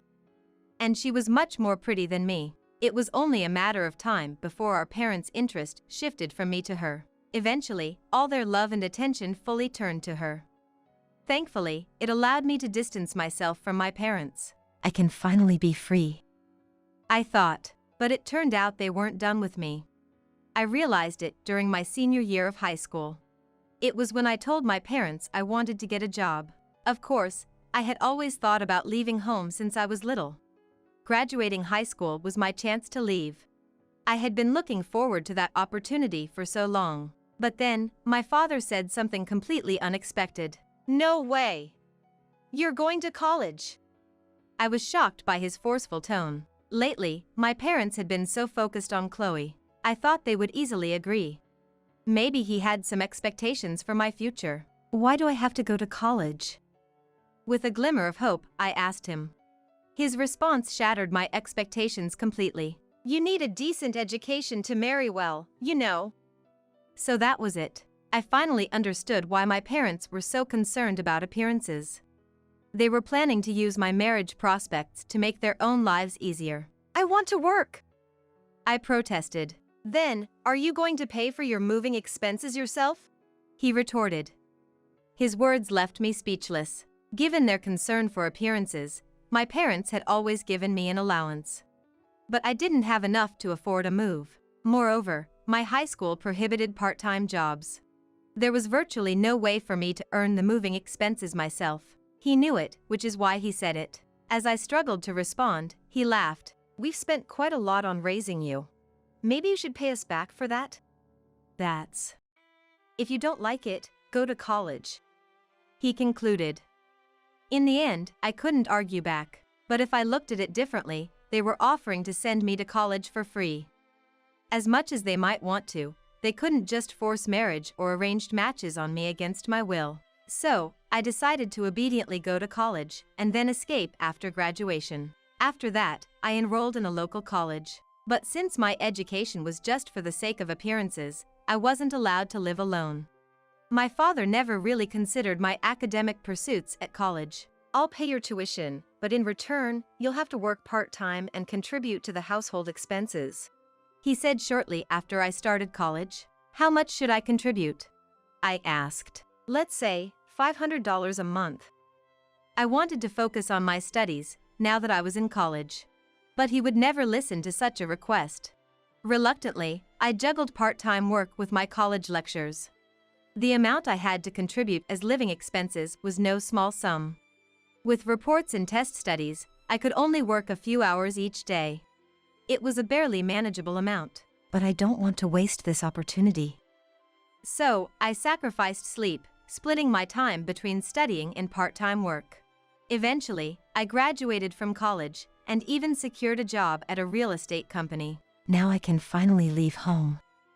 That's what I thought, but my plan was naive. When I told my father about my job, he said, It's fine for you to work, but you can't live alone. Why not? I asked, puzzled. What if you end up with some bad guy if you live alone? Huh? Anyway, stay at home until you get married. That's ridiculous. Or can you pay back your college tuition right now? If so, I might consider letting you live alone. That's impossible. I've been contributing part-time earnings to the household. Then, give up on living alone, he said with a loud laugh. It seemed he had planned everything. Anticipating that, he had made me contribute to the household expenses. In the end, it was a life dictated by him. Was there no way for me to fight back? With these worries, I started working. But then, a new problem arose. He quit his job shortly after I started working. The reason was back pain. Of course, that was just a facade. He just didn't want to work anymore, and was clearly relying on my income. Still, I couldn't abandon my family. I had even researched ways to cut ties with them, wanting to become a stranger. But there's no way to completely sever ties with family. Parents will always be parents. There's no escaping that. Yet, I hadn't given up on escaping from home. Believing that one day I could live on my own, I diligently saved money. But my father would surely notice my plans. Several years had passed since I started working. One day, when I got home from work, there was a cake on the table. What's this about? I asked Chloe, and she replied with a smile. I got accepted into college. Really? Congratulations. Thank you. Chloe clapped her hands in joy. I felt happy for her too, but then my father's next words instantly dampened my mood. Okay, so you'll be paying her tuition. What? I have to pay it? Of course. I can't work because of my injury. What a thing to say. He looks perfectly healthy to anyone, but arguing with him would be pointless. It's true that he has no income. If I don't pay for Chloe's education, she won't be able to go to college. He knows that and is unabashed about it. That means my plans to live alone are pushed even further away. In his eyes, he gets Chloe's education and keeps me from moving out. Chloe is a good girl. Her presence allowed me, as a young girl, to keep my distance from our parents. I may not be close to Chloe, but I owe her that much. So, I decided to pay for her tuition. Looks like living alone just got further away. That night, I ended up drinking alone late into the night, grumbling about my father. Later, Chloe safely started college. I worked even harder to pay for her tuition. However, such a lifestyle naturally took its toll, and I started to feel worn out. One day, distracted by fatigue, I left my wallet at the entrance and left the house. Arriving at the bus station, I reached for my IC card to board the bus and realized I didn't have my wallet. Shoot. I left my wallet. I quickly remembered leaving it at the entrance. I called my mother, who was at home, and she said, "Chloe took your wallet to you. She had to go to college for something." She did? She said she'd drop it off on her way. I immediately started running back home. Then, a few minutes from the bus stop, near a grocery store, I ran into Chloe. She was carrying a shopping bag from the store. "Chloe, do you have my wallet?" "Here it is." She handed me my wallet. I immediately checked the contents. "You're so suspicious," she teased. "I have the company's card in there. If I lose it, it's trouble for the company." The corporate card and the IC card were both inside. The money was untouched, and I felt relieved. "Thanks, Chloe." I thanked her and hurried back to the bus stop. Thanks to her, I managed to avoid being late. I need to be more careful from now on. That night, I bought a thank you cake for Chloe. She was delighted, and I was grateful. But at that time, I was making a big mistake. Some days later, Aria from accounting came to me at work. "Can I talk to you for a sec, Isabella?" She was a very reliable colleague. She often gave me clothes and cosmetics she didn't need, as I was living frugally. In many ways, I owed her a lot, both professionally and personally. So, I thought she wanted to talk about something personal, but it turned out to be a bit different, and Aria took me to a private place. "What's going on, Aria?" "Listen. I wanted to ask you, have you ever used the company card for personal reasons?" The company card she referred to was the corporate card. Designed for managing expenses in one place, the company had issued these cards to employees. Of course, as a salesperson, I also had a company-issued card. However, the charges were to be billed to the corporate account. So, using the card for personal reasons would be immediately noticeable. I think I've only used it during work hours," I replied, feeling anxious. I didn't recall doing anything wrong, but I couldn't completely rule out the possibility of it being used without my knowledge. As I was pondering, she said, "Actually, your card was used at a grocery store. It looks like it was for buying water. Do you remember?" "Grocery store, water." I thought hard about it. Then, I remembered the day I forgot my wallet. For a brief moment that day, Chloe had my wallet.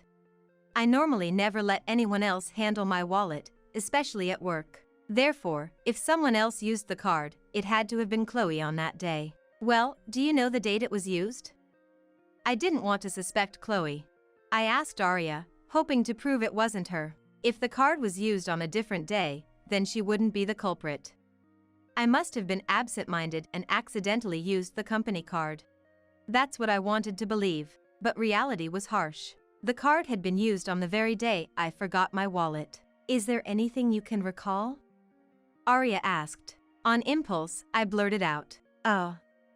I might have mistaken it for my IC card." "Really?"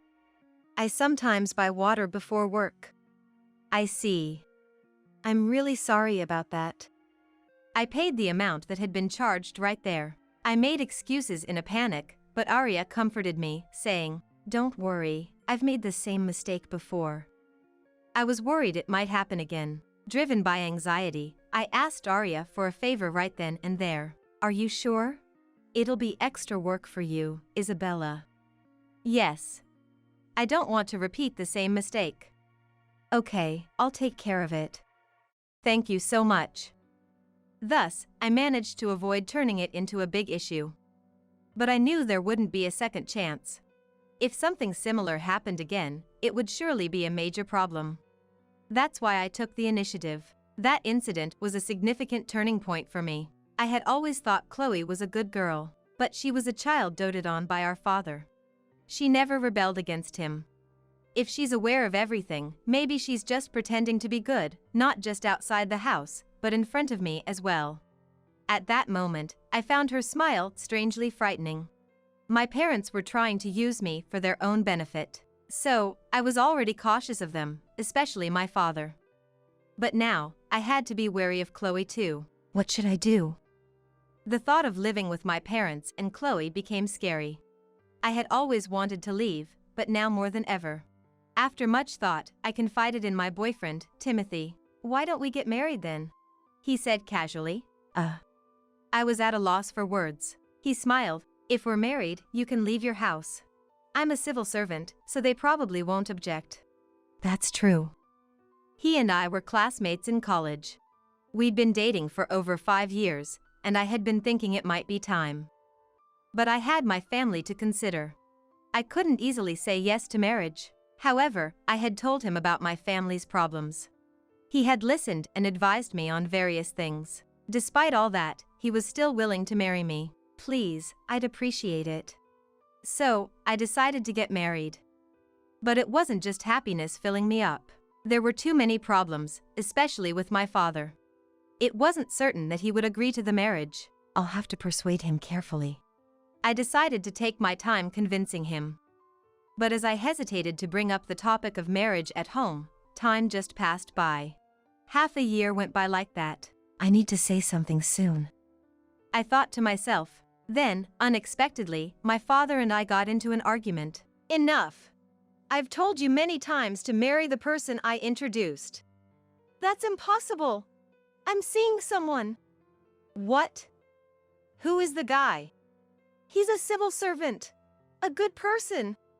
He fell silent at my words and seemed to be thinking. I took the chance to say, "He's willing to give a generous dowry. That should satisfy you, right?" He looked hesitant. That could work. I decided to push through. "How much should the dowry be?" $30,000. I thought that was a lot. But when I mentioned it to Timothy, he agreed to provide it. Thus, with his help, I was able to leave my home. Once the decision was made, everything else went smoothly. I started preparing to move right away. Then, on a certain Sunday, I arranged for the movers to come. During the move, Chloe approached me. "Just keep your promise to pay for my tuition, okay?" "That's fine, but can I ask you something? You've used my card without permission, haven't you?" "Oh, you found out, huh?" she said, without any sign of remorse. I had tried several times to confront her about the truth, but never got the chance. I gathered my courage to ask, but it seemed like no big deal to her. Using someone else's card is a crime. Do you understand that? "It's fine, we're family, aren't we?" she replied, showing no guilt. I was infuriated. I'll deposit the tuition money into the designated account. But that's it. Consider it severance. Huh?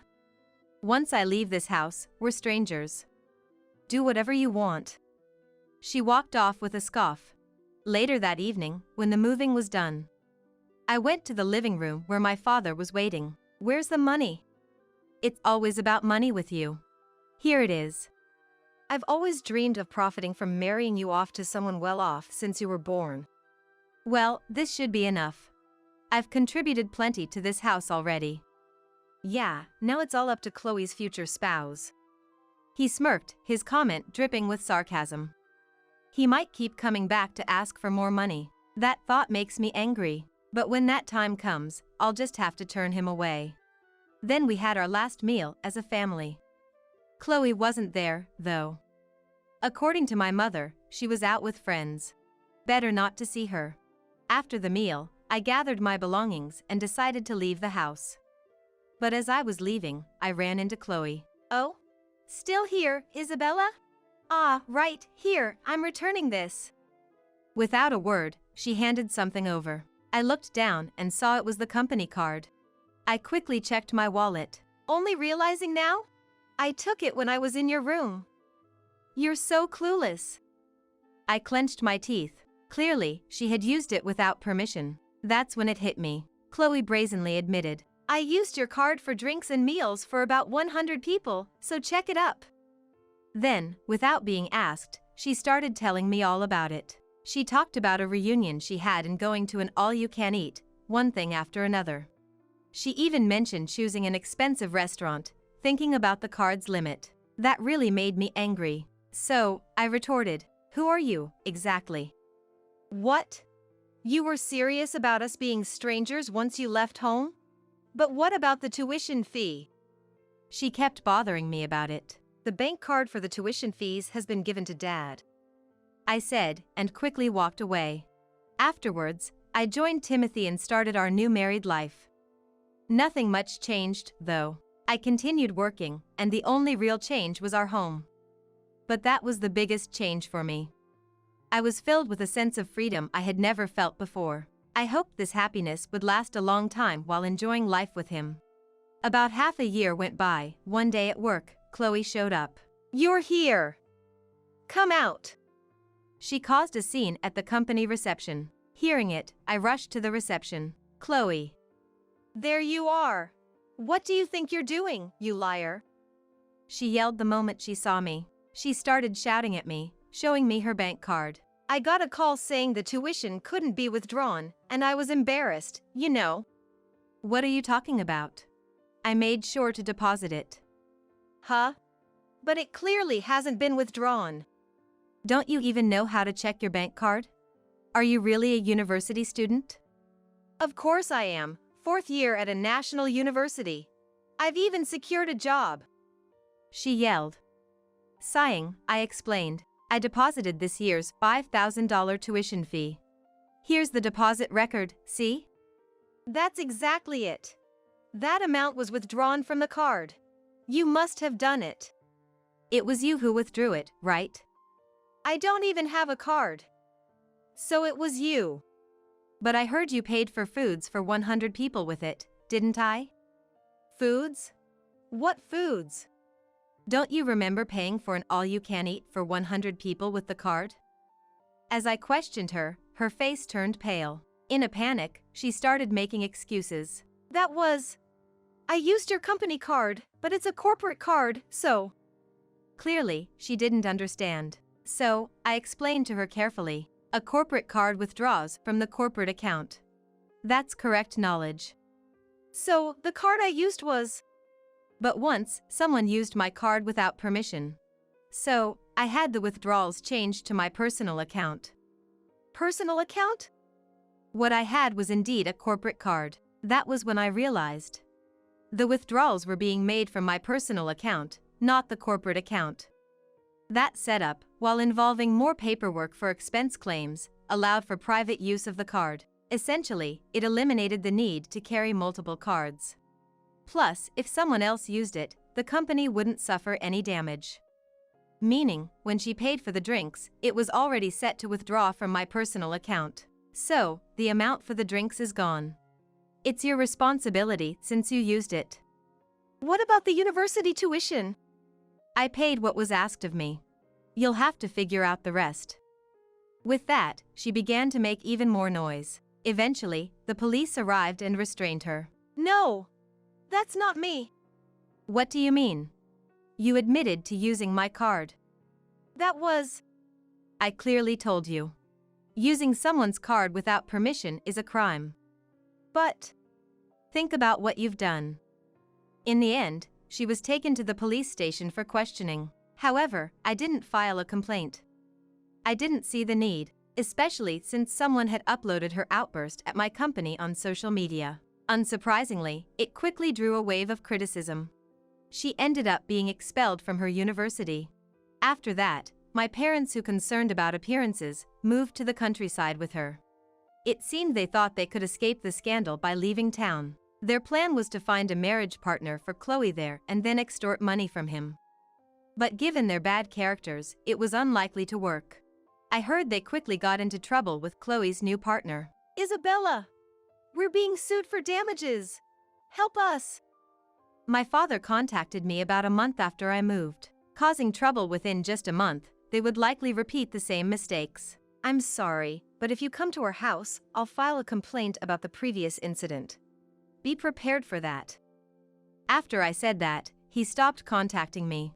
But with no money and no job, I couldn't help but worry. So, I had a private investigator secretly check on them, and they turned out to be working together at a logistics warehouse. Apparently, it was the company of the person Chloe had clashed with. They must have been told to work off the debt if they couldn't pay it. Hearing they were working long hours in a gloomy warehouse, I felt a bit relieved. They should be able to pay off the damages and earn their living expenses. I decided to let them fend for themselves and keep working. Meanwhile, Timothy and I continued our happy married life. My job was going well, and my sales performance was steadily improving. With no family around, money was accumulating. All that good fortune made me a little apprehensive about the future. But for now, I want to fully enjoy this happiness I've finally attained with Timothy. Looks like your company is going under. The words were spat out with a look of sheer schadenfreude. Our company has always been looked down upon by her. Being in charge of dealing with her, I've been on the receiving end of this kind of abuse for a while. What are you talking about? This is a huge loss, and it's troubling. Even if it's tough, you're just a secondary contractor after all. Why not look for a new job if your company's sales go down? After placing a $300,000 order and canceling it at the last minute, and then saying something like this, she is really out of line. Her attitude and the way she treats our company are something I can't deal with on my own. But then, a chance encounter showed me a way to avoid the $300,000 loss. Are you kidding, huh? It's your company that's going to go under, I suppose. What? Thus, Carol Smith was about to face some serious trouble. I'm Emily White. I'm turning 48 this year. I was married once when I was younger. But I got divorced 5 years ago, and now I'm single. I had a child in elementary school, but when my husband and I split, he took our child, and I moved out. I used to be a housewife when I was married. My husband was domineering, and I spent my days walking on eggshells around him. After the divorce, I hated the thought of marriage and couldn't imagine remarrying. I decided to live on my own. But as a single woman with a past as a housewife, I had no reliable source of income. That's when I stumbled upon a job ad for a web development company and managed to get a position as a secondary contractor. It was tough at first since I had no knowledge in the field. I was over 40 at the time and worked hard not to be outdone by age. Thankfully, I managed to keep up with the younger employees. Then, I was recognized by the sales manager and transferred to the sales department. Dealing with clients was challenging, but I found that I was good at sales and enjoyed it. However, we were trading with Dynamic Creations Inc. as our client, but its president's daughter named Carol Smith was incompetent, rude, and looked down on secondary contractors. I was troubled by her attitude many times. I've been feeling a bit off lately. Being at the age for menopause, my OB/GYN advised me not to stress too much. But the stress seemed to only increase no matter how much I tried to alleviate it. As soon as I arrived at work, there was a call from Carol. White speaking, how can I help you? It's Smith. The web modifications you did are causing problems again. Can you fix it quickly? Get an engineer on it. It seemed that a part of the web page we worked on for their company was malfunctioning, and they wanted it fixed quickly. But that issue was already fixed last month, and after rechecking, there were no problems. Didn't you tamper with it somehow? Of course not. It's your company's incompetence that's causing this. Fix it fast. Reluctantly, I explained the situation to our engineers and asked them to handle it. However, they reported that the malfunction was not due to anything they did, but rather someone else's interference. Ms. Smith, I have a report. According to our engineers, the malfunction is occurring in a part that our company didn't handle. Maybe someone else tampered with it? What are you talking about? I won't accept such an excuse. The malfunction caused a lot of inconvenience to our customers. I didn't want to admit any fault on our company's part without evidence, but decided to apologize to resolve the situation. I'm sorry. Oh well. It's not a big deal this time. We'll be billing you for the consignment fee. What? What are you saying? Do it for free. She hung up unilaterally. It wasn't our company's fault. Carol, this president's daughter, pretends to know about the web but complains like this, making our engineers reluctant to work with her company. According to the engineers, it seemed likely that an inexperienced engineer had made some sort of error that caused the malfunction. Even though our company's engineers didn't cause the issue, we were called in and ended up not getting paid for it. I kept getting complaints from the engineers, and she blamed me unilaterally, so I was about to burst with stress. That evening, I decided to go to a bar I had wanted to try for a while, hoping to unwind with a drink.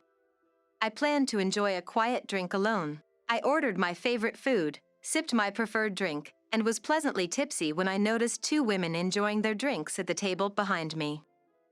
One of them was Carol. Maybe she was with a colleague. The woman with her was elegantly dressed. You know, the employees at that secondary contractor are so incompetent, it's frustrating. The woman with her just nodded and smiled, lightly agreeing. Secondary contractor. Were they talking about our company? There might be other secondary contractors they work with, but I was curious and listened in. By then, my buzz had worn off. So, this weird auntie is my contact at the secondary contractor. You'd think salespeople would be more stylish, right? But this auntie looks so ordinary. The other woman just chuckled without comment. Carol kept talking. That auntie, she's divorced and used to be a housewife.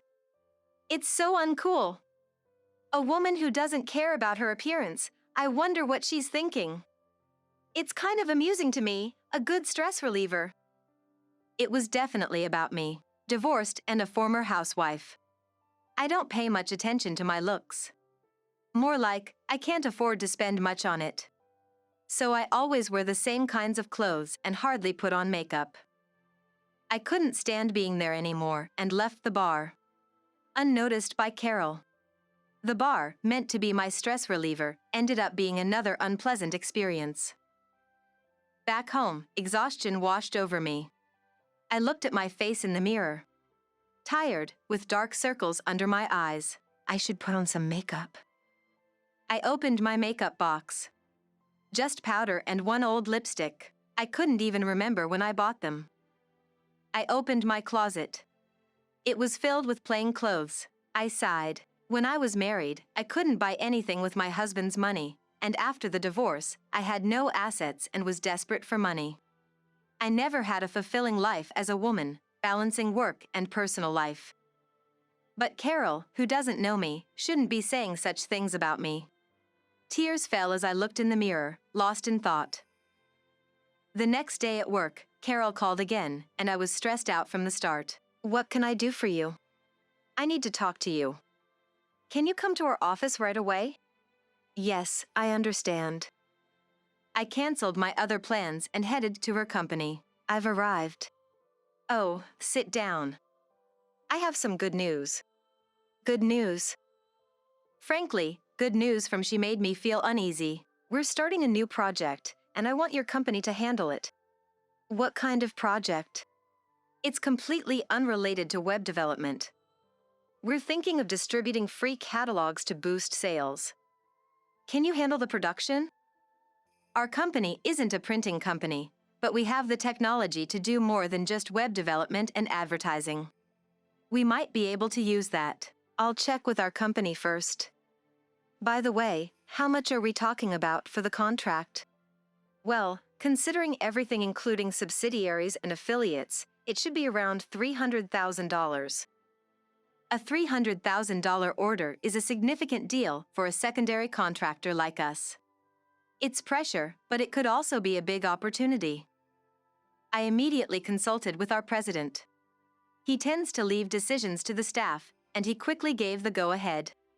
It's that kind of company, but I thought I could figure out the production process from scratch. Ms. Smith, regarding our recent discussion, our company will take care of it.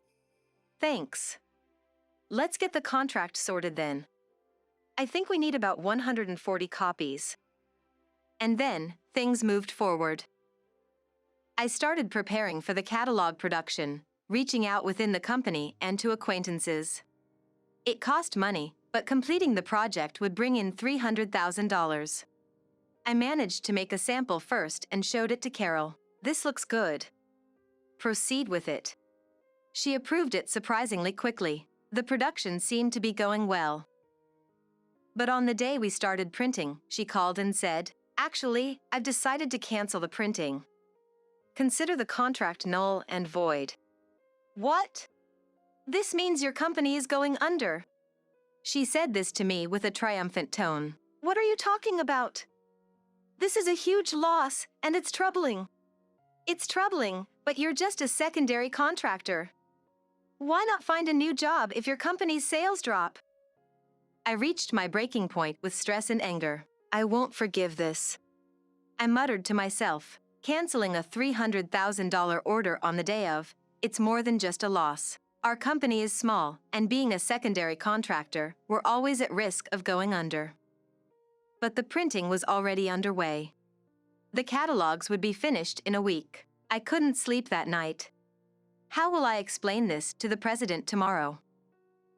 The next day, feeling demotivated, I couldn't bring myself to go to the office, so I spent my time at a cafe and walking around to escape reality. That's when I bumped into one of my mom friends from my housewife days. Olivia. Emily? Is that you? It was a reunion after a long time. Olivia had given me advice on amicable divorce and was someone I relied on a lot for child-related issues. Despite being the same age, she was like a big sister to me. She used to work as a legal advisor for a corporation, but now works freelance, focusing on educational outreach for fraud victims. Emily, we haven't seen each other since your divorce.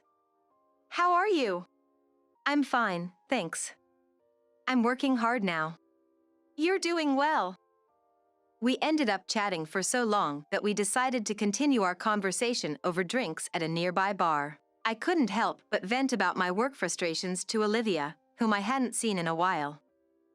Then she said, "Is the company you work for a secondary contractor for Dynamic Creations Incorporated? How did you know?" I was their counsel for a while, so I'm familiar with the inside story. I remembered that she had been a legal advisor for various companies and knew a lot about different industries. So, what's the real deal? Being a secondary contractor, we can't really oppose them. But their demands are often unreasonable. What's the industry's reputation like? It's bad, just between us. Really? Yes. It's not so much the company, but the president's daughter who has a particularly bad reputation. I thought so. I had always thought Carol was just a mean person who looked down on us because we were a secondary contractor. In my venting session, I decided to tell Olivia about the sudden cancellation of the $300,000 order. So, you're dealing with Mr. Smith's daughter, right? Do you interact with her a lot? It's not just interaction, it's been really tough lately. I told her everything about receiving the $300,000 catalog order, researching techniques, getting cooperation from within the company, and just when I thought we were about to complete a significant project, it got canceled on the day of. I couldn't stop talking. Remembering it all, I felt so frustrated that tears came to my eyes. Emily, that must have been hard. Are you okay? Wipe your tears. I have to report this to the president tomorrow. I might get fired, and our company's revenue will suffer. Well. She thought for a while. Leave this matter to me. What? Just tell me what you want, I'll think about it. There might be something I can do. Who would have thought someone would offer to help like this? I was grateful she was even willing to listen, let alone take it on as her own issue. Tell me what you want. First, I want the contract to be executed properly since it's a big deal for our company. If that's not possible, I want compensation of $300,000. I conveyed my desperate hopes to her. Understood. Anything else? I want Carol to suffer. It's a personal grudge, though. I hesitated to share such resentment with Olivia, but I did it anyway. Okay, got it. Could you report the facts to your president and ask him to contact me? Contact Olivia from the president? What does that mean? Does she have some connection with our company, like being a legal advisor or something? Should I have the president contact you? Yes. Your company's president knows my husband. You didn't know, did you? She smiled confidently, as if to say, leave it to me. I really appreciate this connection. I'll do as you say. Let me consider how to thank you later on. After that conversation, I immediately went back to the office and explained everything to the president. As expected, he was furious. Not with me, but with Dynamic Creations Incorporated. After I mentioned Olivia, he seemed to understand the situation and said he would contact her, then I went back to work. The printing of the catalog had started. There were 140 copies. What to do with this inventory? Then I got a call from Olivia. I've talked with your president. Leave the rest to me. I'd like to come and see the catalog you're currently making. I have the president's permission. Okay. I'll be waiting. About 10 minutes later, Olivia came to the company. She looked at the catalog. Dynamic Creations Incorporated's achievements are all lies. But I'll buy these. What?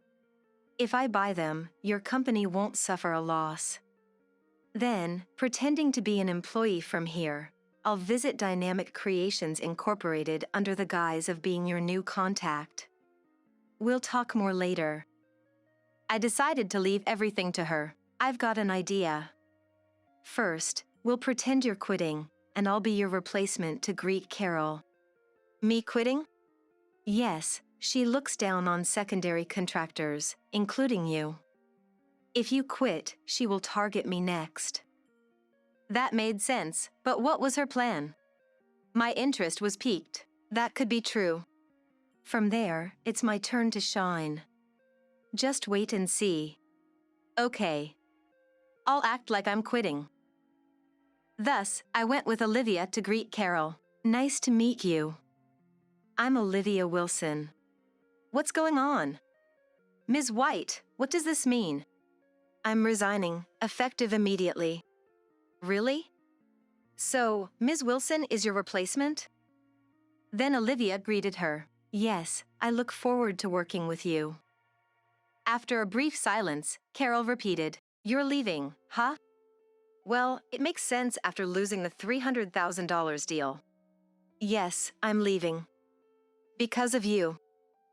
Olivia interrupted our conversation and took over. Both of you, please calm down. Ms. Smith, about the catalog, you wanted to cancel it on the day of printing? Yes, I forgot I had already ordered from another secondary contractor. It's just a small company, so stopping the printing on the same day should be feasible, right? Unfortunately, the cancellation was not possible, so the printing is complete. We will send the invoice for payment. Carol paused, seemingly unprepared. That's impossible. Another secondary contractor is already printing it. That sounds like you just forgot you had ordered from another company and panicked, canceling our company's order. I cornered Carol with the realization of her mistake. That's irrelevant. I can't pay your company $300,000. In that case, the printed material becomes our property, and we'll take responsibility for sending it to your company's affiliates. If you're not charging us, that's fine. My boss won't find out about my mistake. Here's the list of companies. We'll arrange the shipment right away. Thank you. I bid farewell to Carol as I left. Thank you for everything, Ms. Smith. Hey, White. Blaming me for your resignation is unfair. It's not my fault. You're going bankrupt anyway. Are you joking, huh? Your company is the one going bankrupt. What? Olivia echoed my sentiment. Your company is the one facing bankruptcy. We left Carol's company. On our way out, Olivia was arranging to send the catalogs to the companies Carol was dealing with, using Carol's company name and hers as the sender. In fact, the catalogs were blank inside. We managed to stop the content from being printed on the day of printing. A few days later, what kind of spiteful thing did you do by quitting? Carol called me furiously. What's wrong? The companies are angry because the catalogs we sent are blank. I'm getting non-stop complaint calls. Imagining her overwhelmed with complaints, I almost laughed but held back. I'm sorry. That's not enough. Thanks to you, deals I was about to close are getting canceled. I felt a twisted sense of satisfaction. That's unfortunate. I hung up the phone unilaterally. I felt strangely uplifted. The next day, Carol made an unexpected visit to our office. White, I have a request before you leave. What is it? I doubt there's much I can do. I'll pay the $300,000. But I need you to tell the companies that the blank catalogs were a mistake. If we lose these deals, I don't know what will happen to my company. Seeing her weakened, I pressed further. The catalogs being blank was a terrible mistake.